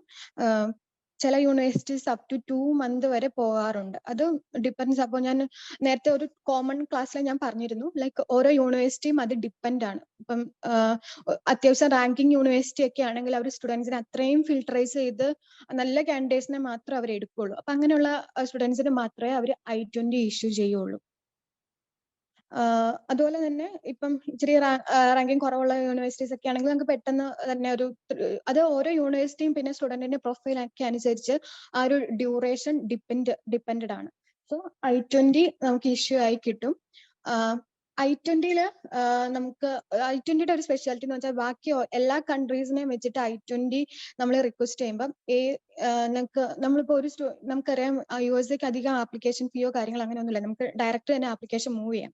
അപ്പൊ സ്റ്റുഡൻസിന് എന്തായാലും നമ്മളൊരു 5 to 6 യൂണിവേഴ്സിറ്റീസ് നമ്മൾ ആപ്ലിക്കേഷൻ മൂവ് ചെയ്യുന്നുണ്ടെങ്കിൽ ഫിനാൻഷ്യൽ ക്ലിയറൻസ് അല്ലെങ്കിൽ നമ്മളൊരു ഫീ പേയ്മെന്റിന് മുമ്പ് തന്നെ ഈ 5 യൂണിവേഴ്സിറ്റിന്നും ഇവർക്ക് ബാക്കി എല്ലാ പാർട്ടും ക്ലിയർ ആണെങ്കിൽ I-20 ഇഷ്യൂ ആയിട്ട് കിട്ടും.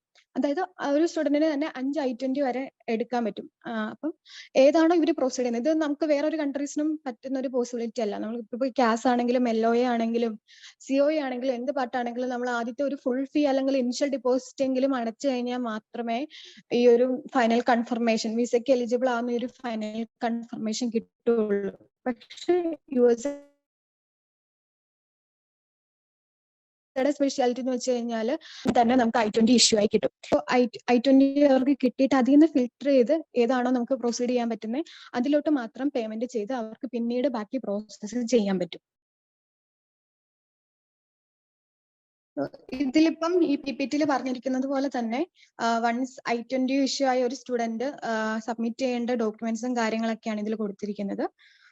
I-20 ഇഷ്യൂ ആയി കഴിഞ്ഞ് കഴിഞ്ഞാൽ തന്നെ സ്റ്റുഡന്റിന് വിസയ്ക്ക് മൂവ് ചെയ്യാം. സോ I-20 നമ്മൾ സബ്മിറ്റ് ചെയ്യേണ്ട കാര്യങ്ങളാണ് ഫിനാൻഷ്യൽ ഫണ്ട് പാർട്ട് എന്നുള്ളത്. അപ്പം ഇതിൽ US സ്റ്റുഡന്റ് വിസയുടെ റിക്വയർമെന്റ്സ് ആണ് ഞാൻ പറഞ്ഞിരിക്കുന്നത്. ഫിനാൻഷ്യൽ പാർട്ട് നമ്മൾ നെക്സ്റ്റ് സ്ലൈഡിൽ ഡിസ്കസ് ചെയ്യാം. അപ്പം ഒരു സ്റ്റുഡന്റ് വിസയ്ക്ക് പ്രിപ്പയർ ആവുന്ന സ്റ്റുഡന്റ് സബ്മിറ്റ് ചെയ്യേണ്ട ഡോക്യുമെന്റ്സ് ആണ് ഒന്ന് വാലിഡ് പാസ്പോർട്ട്, പിന്നെ confirmation page of form DS-160. DS-160 എന്ന് പറഞ്ഞു കഴിഞ്ഞാൽ നമ്മൾ I-20 ഇഷ്യൂ ചെയ്ത് കഴിഞ്ഞിട്ട് നമ്മൾ യൂണിവേഴ്സിറ്റിയിൽ നിന്ന് നമുക്ക് റിക്വസ്റ്റ് ചെയ്ത ഒരു DS-160 എന്ന് പറഞ്ഞൊരു ഫോം നമ്മൾ കളക്ട് ചെയ്യും.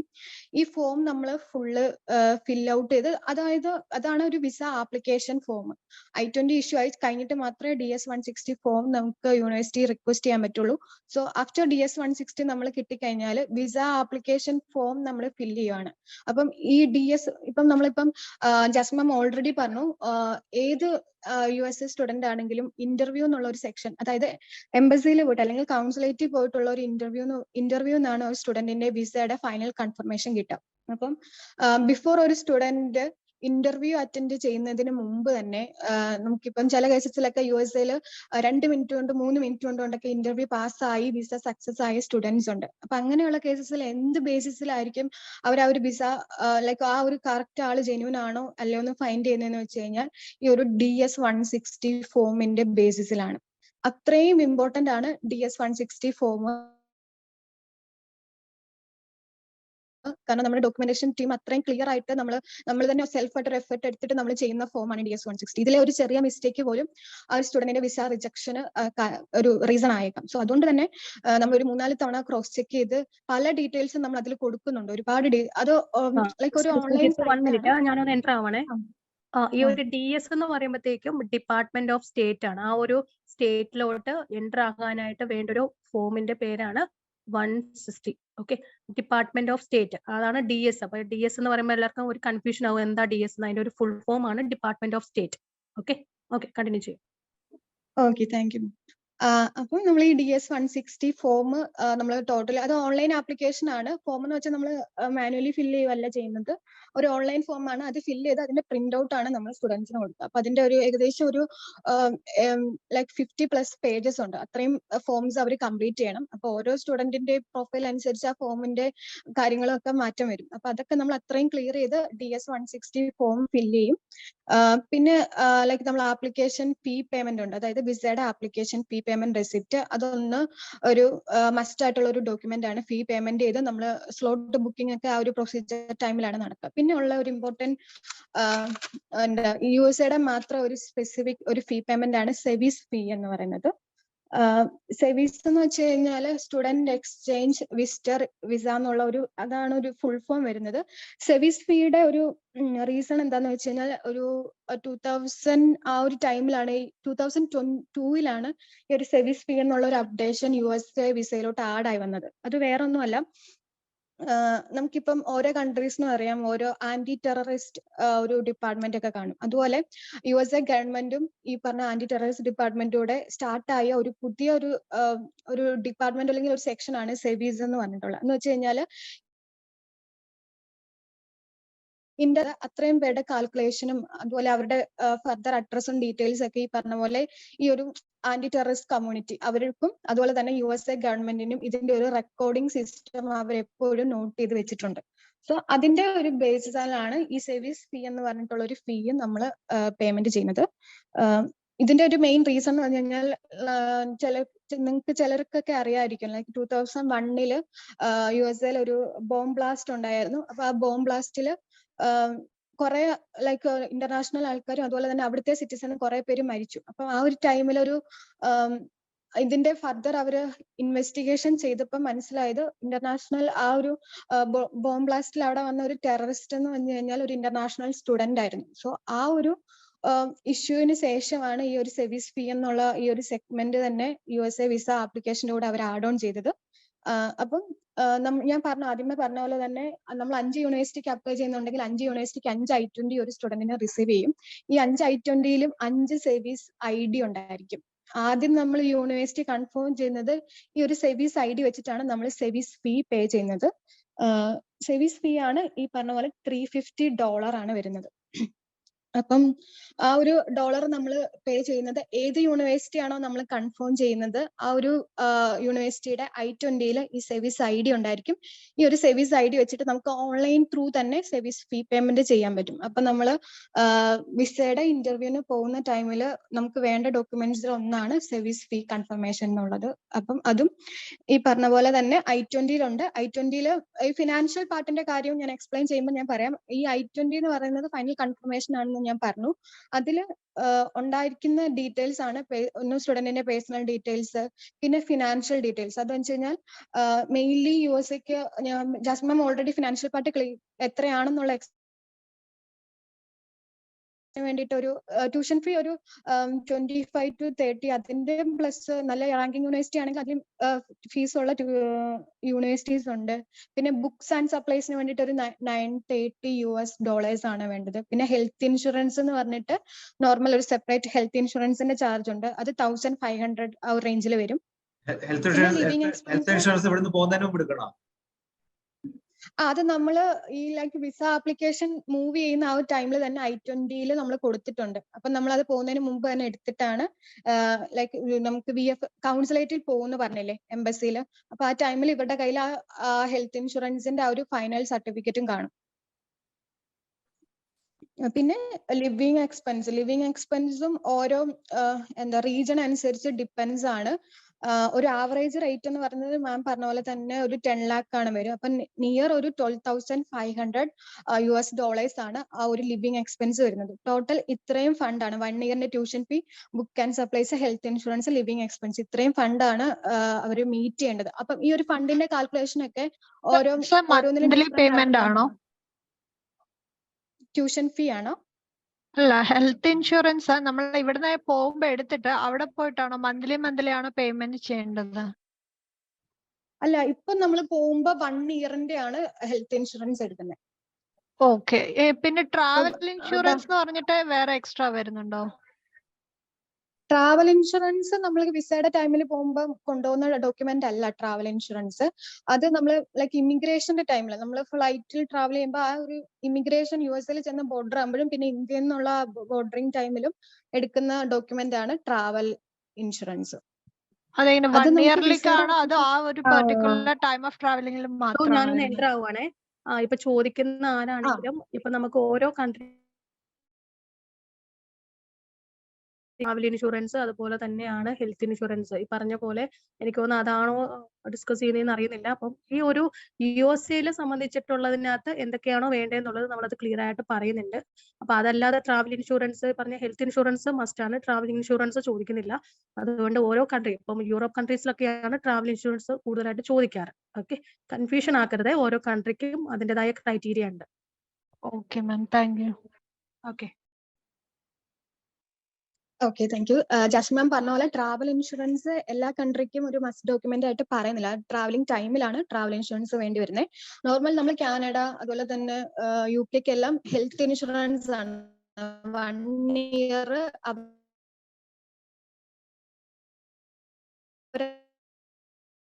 അവിടെ പോയി സ്റ്റേ ചെയ്യുന്ന ടൈമിൽ ആ കൺട്രിക്ക് അവർക്ക് എന്തെങ്കിലും ഒരു തോട്ടിലാണ് ഇവിടെ നമ്മൾ അവിടെ ഇടയ്ക്ക് ബ്രേക്ക് ആവുന്നുണ്ട്, വോയിസ് ബ്രേക്ക് ആവുന്നുണ്ട്. ഇപ്പൊ പറഞ്ഞ കാര്യങ്ങൾ ക്ലിയർ ആയിട്ടില്ല. ഒന്നും കൂടി റിപ്പീറ്റ് ചെയ്യണേ.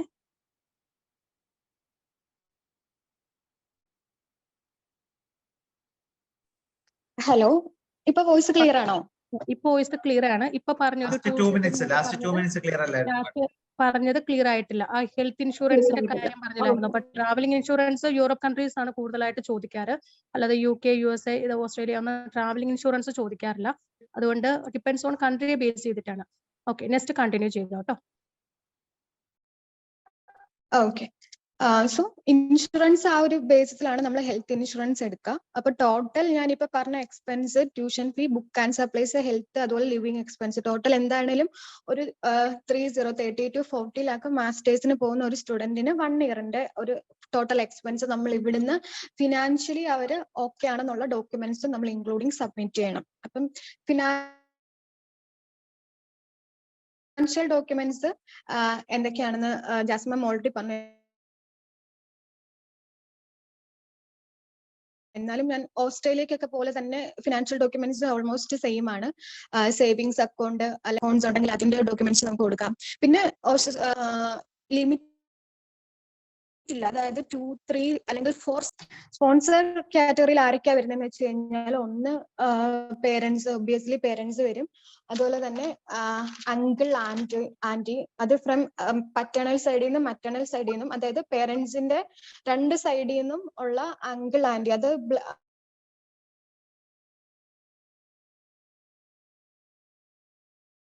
അവിടെ അങ്കിളിനും ആന്റിക്കും ഇങ്ങനെ ഫിനാൻഷ്യലി അവർ എലിജിബിൾ ആണ്. എന്താ പറയാ, സിബ്ലിങ്സ് ഡയറക്റ്റ് റിലേഷൻഷിപ്പ് ആയിരിക്കും. അതിനും 2 ആയിട്ട് കാറ്റഗറൈസ് ചെയ്തിട്ടുണ്ട്. ഫസ്റ്റ് ഡിഗ്രി റിലേറ്റീവ്സ് എന്നും സെക്കൻഡ് ഡിഗ്രി റിലേറ്റീവ്സ് എന്നും പറഞ്ഞിട്ടുണ്ട്. അപ്പം ഫസ്റ്റ് ഡിഗ്രി റിലേറ്റീവ്സ് എന്ന് പറയുമ്പോൾ നമ്മുടെ ഓൺ ബ്ലഡ് റിലേഷൻ ഇല്ലേ, അതായത് ഫാദർ, മദർ, സിബ്ലിങ്സ്, അങ്ങനെയുള്ള കേസസിലൊക്കെ ഫസ്റ്റ് ഡിഗ്രി റിലേറ്റീവ്സ് ആണ്. സെക്കൻഡ് ഡിഗ്രിയുടെ റിലേറ്റീവ്സ് ആണ് ഞാൻ ഈ പറഞ്ഞ പോലെ തന്നെ ഗ്രാൻഡ് പേരൻസ്, അതുപോലെ തന്നെ പെറ്റേണൽ സൈഡിൽ നിന്നും മറ്റേണൽ സൈഡിൽ നിന്നുള്ള അങ്കിൾ ആൻഡ് ആന്റ്, കസിൻസ്, ഇവരൊക്കെ സെക്കൻഡ് ഡിഗ്രി റിലേറ്റീവ്സ് ആണ്. അപ്പം നോർമലി നമ്മൾ ഫിനാൻഷ്യൽ പാർട്ട് ക്ലിയർ ചെയ്യുമ്പോൾ എന്താ ഫസ്റ്റ് ഡിഗ്രി റിലേറ്റീവ്സിനായിരിക്കും കുറച്ചുകൂടെ നമുക്ക് സിമ്പിൾ ആയിട്ട് ക്ലിയർ ചെയ്യാൻ പറ്റുന്നത്. കാരണം നമ്മൾ എന്ത് പ്രൂഫ് കാണിച്ചാലും അല്ലെങ്കിൽ എന്ത് റിലേഷൻ, സ്പോൺസേഴ്സ് എന്ത് റിലേഷൻ ആണെങ്കിലും ആ ഒരു റിലേഷൻ ഉള്ള പ്രൂഫും കൂടെ നമ്മൾ കാണിക്കണം. അതായത് ഇപ്പം എന്റെ ഒരു ആന്റിയാണ് എന്നെ സ്പോൺസർ ചെയ്യുന്നതെങ്കിൽ എന്റെ അമ്മയുടെ സിസ്റ്റർ ആണ് എന്റെ ഒരു ആന്റി, ആ ആന്റിയാണ് എന്നെ സ്പോൺസർ ചെയ്യുന്നതെങ്കിൽ ഞാനും എന്റെ അമ്മയുമായിട്ടുള്ള ഒരു റിലേഷൻ ഞാൻ ആദ്യം പ്രൂവ് ചെയ്യണം. പിന്നെ എന്റെ മദറിന്റെ സിസ്റ്ററും തമ്മിലുള്ള ഒരു റിലേഷനും പ്രൂവ് ചെയ്യണം. അപ്പൊ ഇതിനൊക്കെ ബേസിസിൽ നമുക്ക് ഡോക്യുമെന്റ് കയ്യിലുണ്ടായിരിക്കണം. ഇപ്പൊ ഡോക്യുമെന്റും കാര്യങ്ങളും റിലേഷൻ ഫിനാൻഷ്യൽ പാർട്ട് നമ്മൾ ക്ലിയർ ചെയ്യുന്ന പോലെ തന്നെ ഈ ഒരു റിലേഷൻ പാർട്ടും നമ്മൾ ആ ഒരു സെഗ്മെന്റിൽ നമ്മൾ ക്ലിയർ ചെയ്യണം. അപ്പം നോർമലി നമ്മൾ പ്രിഫർ ചെയ്യുന്നത് ഫസ്റ്റ് ഡിഗ്രി റിലേറ്റീവ്സിനെയാണ്. ഞാൻ ഈ പറഞ്ഞ പോലെ തന്നെ സെക്കൻഡ് ഡിഗ്രി റിലേറ്റീവ്സ് കുറച്ച് കോംപ്ലിക്കേഷൻസ് ആണ്. കാരണം അങ്കിളോ ആന്റി അതിന്റെയൊക്കെ നമുക്ക് പ്രൂഫ് അധികം നമുക്ക് സബ്മിറ്റ് ചെയ്യാൻ പറ്റില്ല. അല്ലെങ്കിൽ തന്നെ നമ്മൾ എന്തെങ്കിലും അഫിഡാവിറ്റും കാര്യങ്ങളൊക്കെ അതിന് നമ്മൾ എടുക്കേണ്ടി വരും. അത് പിന്നെ അതിലും നമുക്ക് സിമ്പിൾ ആയിട്ട് ക്ലിയർ ചെയ്യാൻ പറ്റുന്നത് ഫസ്റ്റ് ഡിഗ്രി റിലേറ്റീവ്സ് തന്നെയാണ്. അതും ഈ പറഞ്ഞ പോലെ ഇതിന് എത്ര റിലേറ്റീവ്സിനെ വേണമെങ്കിലും നമുക്ക് ഒരു സ്റ്റുഡന്റിന് തന്നെ നമുക്ക് ഒരു 3-4 ലൈക്ക് സ്പോൺസേഴ്സിനെ വരെ നമുക്ക് ആഡ് ചെയ്ത് കൊടുക്കാൻ പറ്റും. അപ്പം ഈ പറഞ്ഞ പോലെ അതുപോലെ മണി, ഞാൻ ഈ പറഞ്ഞ പോലെ സേവിങ്സ് അക്കൗണ്ടും FD കാര്യം ഞാൻ പറഞ്ഞല്ലോ. ഒന്ന് സേവിങ്സ്, FD, അതുപോലെ തന്നെ PF കാര്യങ്ങൾ, പിന്നെ എഡ്യൂക്കേഷണൽ ലോൺ. ഇതും ഒരു ടൈപ്പ് ഓഫ് കാറ്റഗറിയാണ് എല്ലാ കൺട്രീസിനെയും പോലെ തന്നെ. പിന്നെ സേവിങ്സിലൊക്കെ എന്ന് പറഞ്ഞു കഴിഞ്ഞാലും ഈ ഒരു ഞാൻ പറഞ്ഞല്ലോ ഏകദേശം ഒരു ടോട്ടൽ നോക്കുമ്പോൾ ഒരു 30-35 ആ ഒരു റേഞ്ചിൽ വരും ടോട്ടൽ ഫണ്ട് ഇവർ കാണിക്കേണ്ടത്. അപ്പം ഇത്രയും ഫണ്ടൊന്നും ആരും അങ്ങനെ സേവിങ്സിലൊന്നും ഇട്ട് വെക്കാറില്ല. അപ്പൊ അതിന് നമുക്ക് സൊല്യൂഷൻ എന്ന് വെച്ച് കഴിഞ്ഞാൽ ഒരു അഡ്മിഷൻ പ്രൊസീജിയർ സ്റ്റാർട്ട് ചെയ്യുന്ന ടൈമിൽ തന്നെ ഇവർ ഫിനാൻഷ്യലി സ്റ്റാർട്ട് ചെയ്ത് തുടങ്ങുവാണെങ്കിൽ ഇതൊരു പ്രോബ്ലത്തിന് സൊല്യൂഷൻ ആയിരിക്കും. അപ്പം വേറെ ആരുടെങ്കിലും കയ്യിൽ നിന്ന് നമുക്ക് ഫണ്ട് ഉണ്ടെന്നുണ്ടെങ്കിൽ ആ ഫണ്ട് നമുക്ക് കുറച്ച് നാളത്തേക്ക്, അതായത് എപ്പോഴാണോ ആ മെച്യൂരിറ്റി ടൈം പീരീഡ്, ആ ടൈം പീരീഡിൽ നമ്മൾ ഫണ്ട് ആരാണോ സ്പോൺസർ അവരുടെ അക്കൗണ്ടിൽ ഇട്ടിട്ട് പിന്നെ ആ ഒരു ടൈം പീരീഡ് കഴിഞ്ഞ് കഴിയുമ്പോൾ നമുക്ക് തിരിച്ച് ആ ഒരു ഫണ്ട് റിട്ടേൺ കൊടുക്കാം. അപ്പൊ ആ ഒരു നമ്മൾ എപ്പോഴാണോ നമ്മൾ സ്റ്റേറ്റ്മെന്റും അതുപോലെ തന്നെ ബാങ്ക് ബാലൻസ് സർട്ടിഫിക്കറ്റ് ഒക്കെ എടുക്കുന്നത് ആ ഒരു ടൈമിൽ ആ ഫണ്ട് അവിടെ കാണണം. പിന്നെ അത് തിരിച്ച് ലൈക്ക് ഒരു വിസ ഇന്റർവ്യൂ ടൈം ഒക്കെ കഴിഞ്ഞ് കഴിഞ്ഞിട്ട് പിന്നെ അത് റിട്ടേൺ നമുക്ക് അവർക്ക് തിരിച്ചു കൊടുക്കാം. അല്ലാതെ ബ്ലോക്കഡ് ഫണ്ട് വേണം എന്നോ അങ്ങനെയൊന്നുമില്ല. സോ അതും ഒരു പോസിബിലിറ്റി ആണ്. പിന്നെ ഈ പറഞ്ഞ പോലെ തന്നെ ബാങ്കിനും എഡ്യൂക്കേഷണൽ ലോൺ. പിന്നെ ഇവിടെ ശ്രദ്ധിക്കേണ്ട ഒരു കാര്യം, ലോൺ ആണെന്നുണ്ടെങ്കിൽ ഇപ്പം ചില കേസസിൽ ചില യൂണിവേഴ്സിറ്റീസ് ഇപ്പം ചില ബാങ്കുകളിൽ I-20 ഇഷ്യൂ ആയി I-20 കൊടുത്താൽ മാത്രമേ അവർ ലോൺ സാങ്ഷൻ ചെയ്യത്തുള്ളൂ. For example nationalised SBI, union bank ഒക്കെ. പക്ഷെ ഇവിടെയും നമുക്ക് ഇപ്പൊ HDFC, ക്രെഡിറ്റ്, ICICI അങ്ങനത്തെ ബാങ്കുകളിലൊക്കെ ആണെങ്കിൽ അവർ ഫുൾ ലോൺ ആദ്യം തന്നെ I-20 ഇഷ്യൂ ആകുന്നതിന് മുമ്പേ ബാക്കി ഫർദർ ഡീറ്റെയിൽസ് ഒക്കെ നമ്മൾ കൊടുത്തു കഴിയുമ്പോൾ, ഓഫറും കാര്യങ്ങളൊക്കെ കൊടുത്തു കഴിയുമ്പോൾ ഫുൾ ലോൺ അവർ ഇഷ്യൂ ചെയ്ത് തരാറുണ്ട്. സോ അതും ഒരു നമുക്കൊരു പോസിബിലിറ്റി ആണ്. ലോണിന്റെ അസിസ്റ്റൻസ് നമ്മൾ ഗ്രീൻ വേൾഡ് ത്രൂ പ്രൊവൈഡ് ചെയ്യുന്നുണ്ട് USA ആണെങ്കിൽ പോലും. അപ്പൊ ആരെങ്കിലും നമുക്ക് അങ്ങനെ ഉണ്ടെങ്കിൽ നമുക്ക് അതിന്റെ ബാക്കി പ്രൊസീജിയേഴ്സ് നോക്കിയിട്ട് നമുക്ക് ലോണും ഒരു എടുത്തു കൊടുക്കാൻ പറ്റും. പിന്നെ ഈ പറഞ്ഞ പോലെ PhD സ്റ്റുഡൻസ് ഒക്കെ, PhDക്ക് വേണ്ടി പോകുന്ന സ്റ്റുഡൻസിനൊക്കെ ആണെങ്കിൽ ഫുൾ സ്കോളർഷിപ്പും അതുപോലെ തന്നെ വിത്ത് സ്റ്റൈഫൻഡ് ഒക്കെ വർക്ക് ചെയ്യാൻ പറ്റും. സോ അങ്ങനെയുള്ള കേസസിൽ മാത്രം അവർക്ക് ലിവിങ് എക്സ്പെൻസും ട്യൂഷൻ ഫീ മാത്രം അവർക്ക് ഫണ്ട് കാണിച്ചാൽ മതി. കാരണം സ്റ്റൈഫൻഡ് അവർക്കുള്ളത് കൊണ്ട് തന്നെ ലിവിങ് എക്സ്പെൻസ് കാണിക്കേണ്ടി വരുന്നില്ല. സോ അങ്ങനെ കുറച്ച് എക്സെപ്ഷണൽ കോഴ്സ് പ്രോഗ്രാംസും ഉണ്ട്.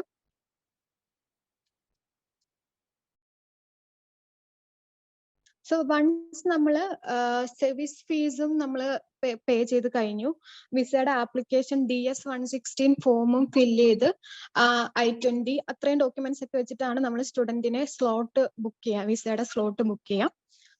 സ്ലോട്ട് ബുക്കിംഗ് ടൈമിൽ നമ്മൾ 2 സ്ലോട്ട്സ് വരുന്നുണ്ട്. നമുക്ക് USA അറിയാൻ ഡയറക്റ്റ് ഇന്റർവ്യൂ ആണ്. അപ്പം ഒന്ന് ബയോമെട്രിക്സിന് വേണ്ടിയിട്ടുള്ള ഒരു സ്ലോട്ടും ഉണ്ട്, ഇന്റർവ്യൂ ബുക്കിങ്ങിന് വേറൊരു സ്ലോട്ടും ഉണ്ട്. അപ്പം ഈ 2 സ്ലോട്ട് ബുക്കിംഗ് ഉണ്ട്. ഇവിടെയാണ് നമ്മൾ കുറച്ച് ഡിഫിക്കൽട്ടി ഫേസ് ചെയ്യുന്നത്. കാരണം ഈ ഒരു സ്ലോട്ട് ബുക്കിംഗ് നമ്മളിങ്ങനെ നോക്കിയിരുന്ന് സ്ലോട്ട് എടുക്കണം. നമ്മൾ ജർമ്മനി അല്ലെങ്കിൽ യൂറോപ്യൻ കൺട്രീസ് ഒക്കെ എടുക്കുന്ന പോലെ തന്നെ ഇപ്പം കൗൺസിലേറ്റിൽ തന്നെ നമുക്ക് ഏത് ലാംഗ്വേജ് വേണേലും ചൂസ് ചെയ്യാനുള്ള ഓപ്ഷൻ ഒക്കെ ഉണ്ട്. ഇന്റർവ്യൂ പാനലിലുള്ള ആൾക്കാരുടെ ലാംഗ്വേജ് ആണ്. സോ അതിലും നമുക്ക് ഇംഗ്ലീഷ് ചൂസ് ചെയ്യുന്നതാണ് ഏറ്റവും ബെറ്റർ. കാരണം പെട്ടെന്ന് സ്ലോട്ട് കിട്ടാനുള്ള അവൈലബിലിറ്റിയും അതുപോലെ തന്നെ നമ്മള് നേറ്റീവ് ലാംഗ്വേജ് നമ്മൾ ചൂസ് ചെയ്ത് കഴിഞ്ഞാൽ അത്രയും മേ ബി ടൈം കൂടുതൽ എടുക്കാനും ചാൻസ് ഉണ്ട്. അപ്പം നമ്മളെല്ലാവരോടും നോർമലി സജസ്റ്റ് ചെയ്യുക ഇംഗ്ലീഷ് തന്നെ ചൂസ് ചെയ്യാൻ വേണ്ടിയിട്ടാണ്. പിന്നെ ഒരു സർവീസ് ഫീ നമ്മൾ പേ ചെയ്യുന്നത് ഒരു 3 days, നമ്മൾ വിസ ഇന്റർവ്യൂവിന്റെ ഒരു 3 days ബിഫോർ എങ്കിലും ഈ പറഞ്ഞ സർവീസ് ഫീ നമ്മൾ പേ ചെയ്തിരിക്കണം. സർവീസ് ഫീ നമുക്ക് പിന്നെ അവർക്ക് ട്രാക്ക് ചെയ്യാനുള്ള ഒരു സിസ്റ്റവും ഉണ്ട്. അത് അല്ലെങ്കിൽ നമ്മളിപ്പം പല സ്റ്റുഡൻസും മിസ് ആവുന്ന ഒരു കേസാണ്. എല്ലാ ഫിനാൻഷ്യലും കാര്യങ്ങളൊക്കെ അവർ ചെയ്തിട്ടുണ്ടായിരിക്കും, പക്ഷേ ഒരു $350 ഈ ഒരു സർവീസ് ഫീസ് മേ ബി അവർ ചിലപ്പോൾ വിട്ടുപോകും ചെയ്യാനായിട്ട്. അപ്പൊ അങ്ങനെയുള്ള കേസസിലും വിസ റിജക്ഷനും കാര്യങ്ങളൊക്കെ വരാൻ ചാൻസസ് ഉണ്ട്. അപ്പം ഇത്രയാണ് മെയിൻ ആയിട്ട് നമ്മൾ കൊണ്ടുപോകേണ്ട ഡോക്യുമെന്റ്സ് വിസ ടൈമിൽ. അപ്പം ഇൻക്ലൂഡിങ് നമ്മുടെ അക്കാദമിക്സ്, SOP അതുപോലെയുള്ള എല്ലാ കാര്യങ്ങളും നമ്മൾ കൊണ്ടുപോകണം.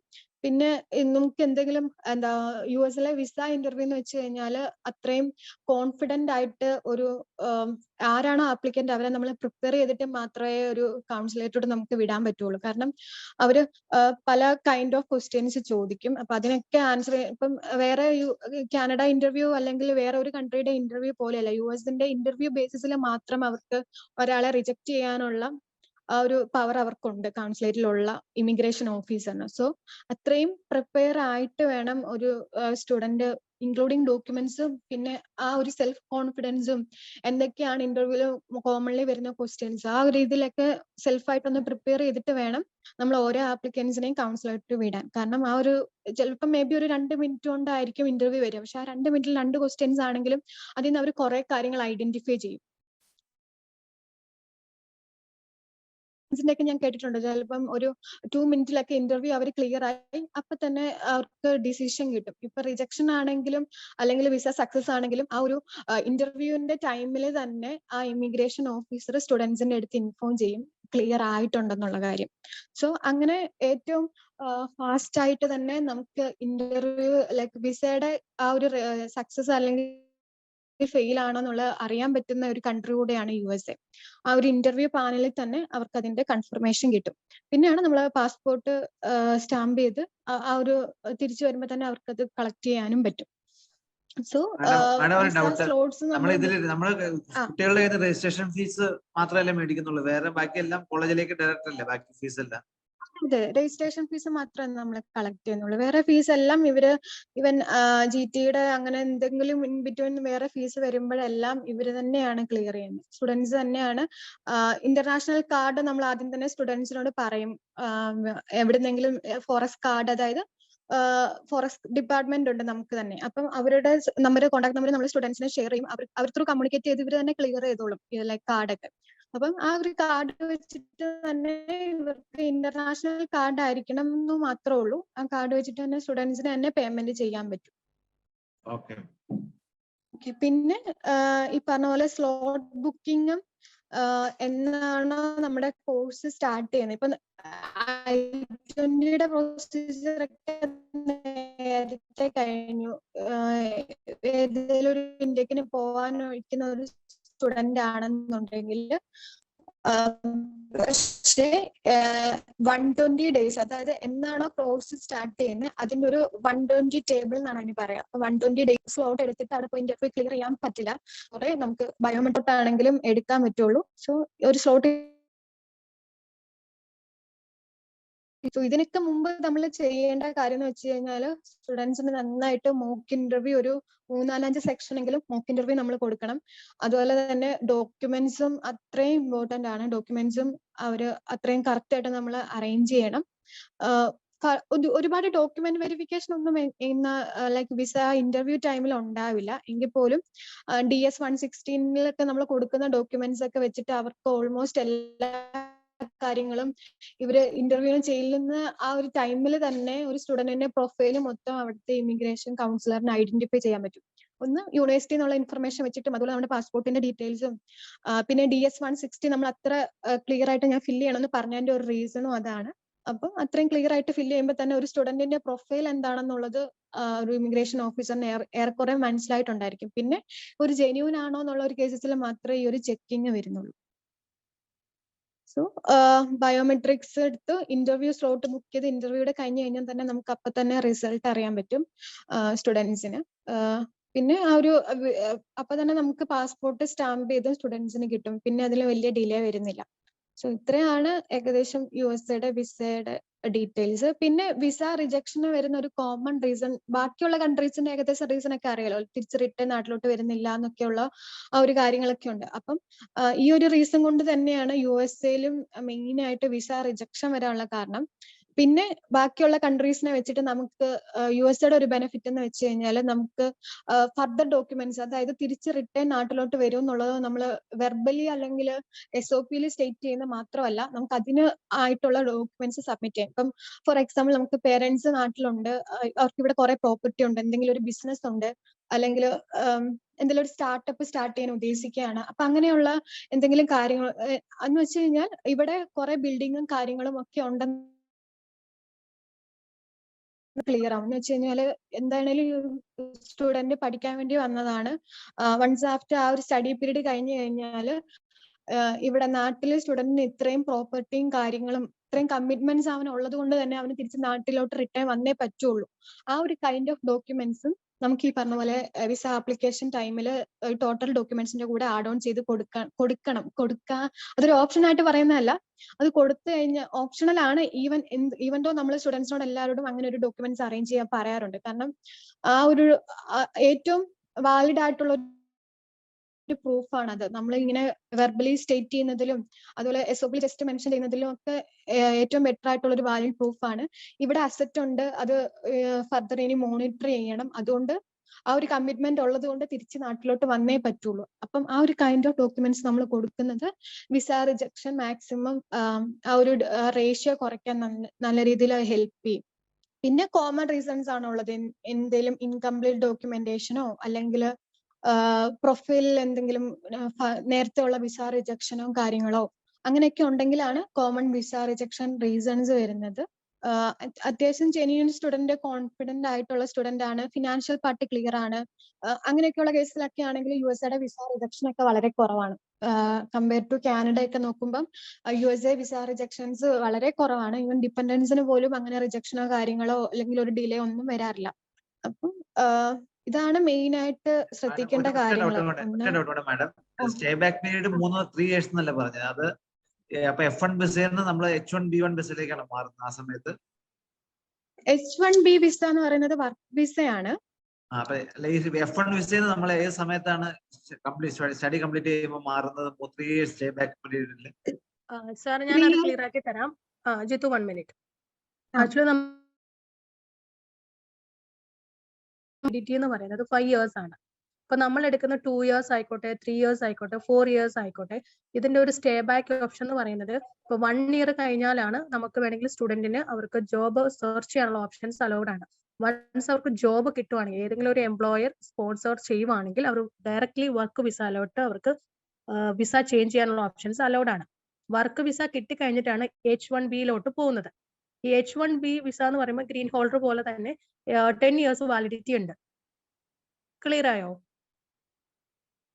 ക്ലിയർ ആയി. അപ്പൊ അവർക്ക് ഏതെങ്കിലും സ്പോൺസറെ കിട്ടിയാൽ മാത്രമേ കൺവേർട്ട് ചെയ്യാൻ പറ്റൂ അല്ലേ? പറ്റത്തുള്ളൂ. അതുവരെ കോഴ്സ് കംപ്ലീറ്റ് ചെയ്യുന്നത് വരെ അവർക്ക് അവിടെ നിൽക്കാം. സ്റ്റെം കോഴ്സസ് എന്ന് പറഞ്ഞില്ലേ, സ്റ്റെം കോഴ്സസ് എന്ന് പറഞ്ഞാൽ സയൻസ്, ടെക്നോളജി, എഞ്ചിനീയറിംഗ്, മാത്സ് ഒക്കെ എടുക്കുന്ന റിലേറ്റഡ് കോഴ്സ് ആണെങ്കിൽ അവർക്ക് കോഴ്സ് കഴിഞ്ഞിട്ടും അവർക്ക് വേണമെങ്കിൽ 3 years വരെ എക്സ്റ്റെൻഡ് ചെയ്യാനുള്ള ഓപ്ഷൻസ് ഉണ്ട്.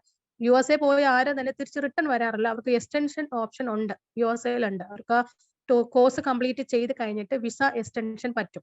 നോർമൽ 1 year കോഴ്സ് എടുക്കുന്നവരും ഉണ്ട്. പക്ഷെ ഇതിന്റെ ഒരു വാലിഡിറ്റി 5 years ആണ്. ആ വാലിഡിറ്റിയിൽ നിൽക്കണമെങ്കിൽ വൺസ് അവരുടെ കോഴ്സ് കംപ്ലീറ്റ് ചെയ്ത് കഴിഞ്ഞിട്ട് അവർക്ക് വർക്ക് പെർമിറ്റിലോട്ട് ആരെങ്കിലും സ്പോൺസർ ചെയ്ത് വർക്ക് പെർമിറ്റിലോട്ട് കൺവേർട്ട് ആവണം വിസ. ഓക്കെ, ചിത്തു കണ്ടിന്യൂ ചെയ്തു.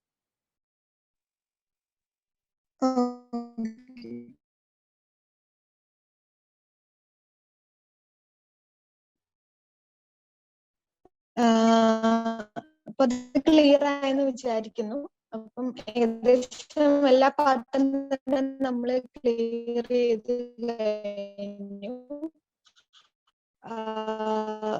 ജിത്തുവിടെ നെറ്റ്വർക്ക് ഇഷ്യൂസ് ഉണ്ട്, ഭയങ്കര ലാഗ് ആവുന്നുണ്ട് കേട്ടോ, വോയിസ് കുറെ ബ്രേക്ക് ആവുന്നുണ്ട്.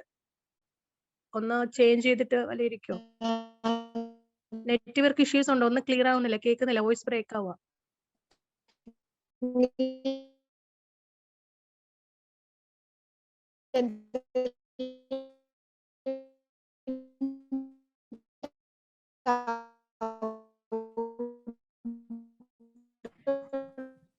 ഓക്കെ, ചിത്തൂർ അവിടെ നെറ്റ്വർക്ക് ഇഷ്യൂസ് ആണെന്ന് തോന്നുന്നു. ഓക്കെ, ഇപ്പൊ നമ്മളെല്ലാം തന്നെ കവർ ചെയ്തിട്ടുണ്ട്. അതുപോലെ ഇന്നത്തെ തന്നെ പ്രോഗ്രാംസ് എല്ലാവർക്കും ഒരു എല്ലാം. സജഷൻ എന്ന് വെച്ചാൽ യു എസ് നമ്മൾ അധികം UK മുതൽ നമുക്ക് യു എസ് എയും സ്റ്റുഡൻസിന് സജസ്റ്റ് ചെയ്ത് തുടങ്ങാം. അപ്പൊ പ്രൊഫൈൽ ഐഡന്റിഫിക്കേഷൻ ആണ് ഏറ്റവും ഇമ്പോർട്ടന്റ്. അപ്പം ജിത്തു, അവിടെ വോയിസ് ബ്രേക്ക് ആയിരുന്നു. ലാസ്റ്റ് സംസാരിച്ചതൊക്കെ തന്നെ കേൾക്കുന്നില്ല, ആർക്കും വോയിസ് കേൾക്കുന്നില്ലായിരുന്നു. മാം ഇപ്പൊ ക്ലിയർ ആണോ? കേൾക്കുന്നുണ്ടോ? ഇപ്പൊ ഓഡിബിളാണ്. ലാസ്റ്റ് സംസാരിച്ച ആ ടോപ്പിക് കവർ ചെയ്തതൊന്നും തന്നെ അവർക്ക് ക്ലിയർ ആയിട്ടില്ല. ലാക്ക് ആയിരുന്നു, വോയിസ് ബ്രേക്ക് ആയിരുന്നു. ഓക്കെ, ഞാൻ പറഞ്ഞത് വേറൊന്നുമല്ല. ഇപ്പം നമ്മൾ പല കൺട്രീസും UK, കാനഡ, ഓസ്ട്രേലിയ ഒക്കെ ചെയ്യുന്ന പോലെ തന്നെ നമുക്ക് ഇനി ചെയ്ത് സ്റ്റാർട്ട് ചെയ്യാൻ പറ്റുന്ന ഒരു കൺട്രിയാണ് US എന്ന് പറയുന്നത്. അപ്പം നമ്മൾ ശ്രദ്ധിക്കേണ്ട കാര്യം പ്രൊഫൈൽ അത്രയും നല്ല പ്രൊഫൈൽ ആയിരിക്കണം. കാരണം ഇങ്ങനെ ഇന്റർവ്യൂ പ്രൊസീജറും കാര്യങ്ങളൊക്കെ ഉള്ളതുകൊണ്ട് നോർമൽ ഇച്ചിരി അത്രയും ഏബിൾ അല്ലാത്ത സ്റ്റുഡൻസിന് ചിലപ്പോൾ അവർ ആ ഒരു ഇന്റർവ്യൂ കാര്യങ്ങളൊക്കെ ക്ലിയർ ചെയ്യാൻ പറ്റില്ലായിരിക്കും. അപ്പം നല്ല പ്രൊഫൈൽസ് എടുക്കുക. അതുപോലെ തന്നെ ഫിനാൻഷ്യൽ പാർട്ടും ക്ലിയർ ആയ സ്റ്റുഡൻസ് ആണെങ്കിൽ നമുക്ക് ഏത് കൺട്രിയേക്കാളും വളരെ സിമ്പിൾ ആയിട്ട് ചെയ്യാൻ പറ്റുന്ന ഒരു കൺട്രിയാണ് USA. ഞാനിപ്പോ പറഞ്ഞല്ലോ, ഫിനാൻഷ്യൽ പാർട്ടും അതുപോലെ തന്നെ വിസയുടെ ടൈമിലൊക്കെ ആണെങ്കിലും ഒരു ഹാഫ് ആൻ അവറിൽ തന്നെ അവർക്ക് വിസയുടെ ഫൈനൽ റിസൾട്ട് ഒക്കെ അറിയാൻ പറ്റും. അപ്പം 2022 ഒരു ഓപ്പൺ റിപ്പോർട്ടിൽ നമ്മുടെ ഇന്ത്യൻസ് തന്നെ ഏകദേശം നിയർ 2.5 ലാക്ക് USA മൈഗ്രേഷന് വേണ്ടിയിട്ട് സ്റ്റുഡന്റ് വിസയിൽ പോയിട്ട് ഇപ്പോഴും അവിടെ സ്റ്റിൽ സ്റ്റേ ചെയ്യുന്ന സ്റ്റുഡൻസ് ഉണ്ട്. അപ്പം ഇത്രയും സ്റ്റുഡൻസ്, ഇത്രയും 1 ലാക്ക് അടുത്ത് നിയർ സ്റ്റുഡൻസ് നമ്മൾ ഇന്ത്യയിൽ നിന്ന് ട്രാവൽ ചെയ്യുന്നുണ്ടെങ്കിൽ അതിൽ നിന്ന് നമുക്കൊരു കുറച്ച് സ്റ്റുഡൻസിനെ നമ്മുടെ സ്റ്റുഡൻസ് ആയിട്ട് നമുക്ക് US വർക്ക് ചെയ്യാൻ പറ്റുവാണെങ്കിൽ നമുക്കും നാളെ ഒരു മൈൽ സ്റ്റോൺ ആയിരിക്കും USA student application, USA visa success ratio. So അതുപോലെ ആരെങ്കിലും നമുക്ക് ഹൈ പ്രൊഫൈലും അതുപോലെ തന്നെ ഫിനാൻഷ്യലി അത്ര കാണിക്കാൻ പറ്റുന്ന ആരെങ്കിലും ഒക്കെ ഉണ്ടെങ്കിൽ HUME യൂണിവേഴ്സുമായിട്ട് കോൺടാക്ട് ചെയ്യാം. സോ വേറെ ആർക്കെങ്കിലും എന്തെങ്കിലും ഡൗട്ട്സ് ഉണ്ടോ ഈ ഒരു സെക്ഷനിൽ? വിസ ചാർജസ് എത്ര വരിക?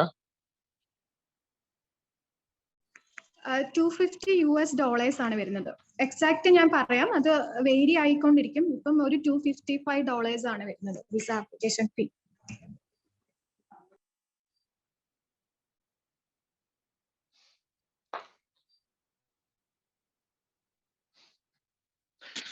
നമ്മുടെ രജിസ്ട്രേഷൻ ഫീസ് 5000 തന്നെയല്ലേ? അതെ സർ, 5000 ആണ്. 5000.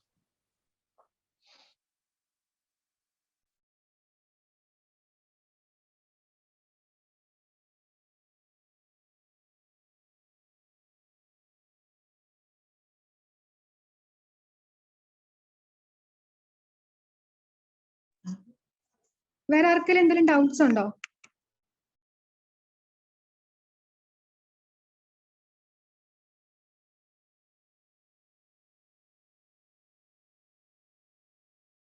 താങ്ക് യു മാഡം, നല്ലൊരു എഫക്റ്റീവ് സെഷൻ ആയിരുന്നു. താങ്ക്സ് ഫോർ യുവർ ക്ലാസ് മാഡത്തിനും മാഡത്തിനും താങ്ക്സ്.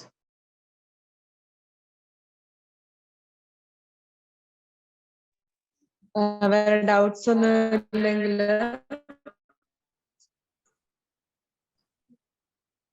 നമുക്ക് സെക്ഷൻ വൈൻഡപ്പ് ചെയ്യാം. Special thanks to Jasmine Manjith. Jasmine health program ഉണ്ടായിട്ട് പോലും US അത്ര ഇമ്പോർട്ടന്റ് ആയിട്ടുള്ള ഒരു കൺട്രി ആയതുകൊണ്ട് തന്നെ ക്ലാസ് നല്ല സൂപ്പർബായിട്ട് ക്ലാസ് തരുകയും ചെയ്തു. അതുപോലെ ജിത്തുമ്മൻ തന്നെ ആപ്ലിക്കേഷൻ പ്രൊസീജിയേഴ്സിനെ പറ്റി ക്ലിയർ ആയിട്ട് പറഞ്ഞിട്ടുണ്ട്. നമുക്ക് എന്തെങ്കിലും ഡൗട്ടോ എന്തെങ്കിലും ക്ലാരിഫിക്കേഷൻ ഉണ്ടെങ്കിൽ നമുക്ക് പിന്നീട് കോൺടാക്ട് ചെയ്യാൻ പറ്റുന്നതാണ്. So thank you all for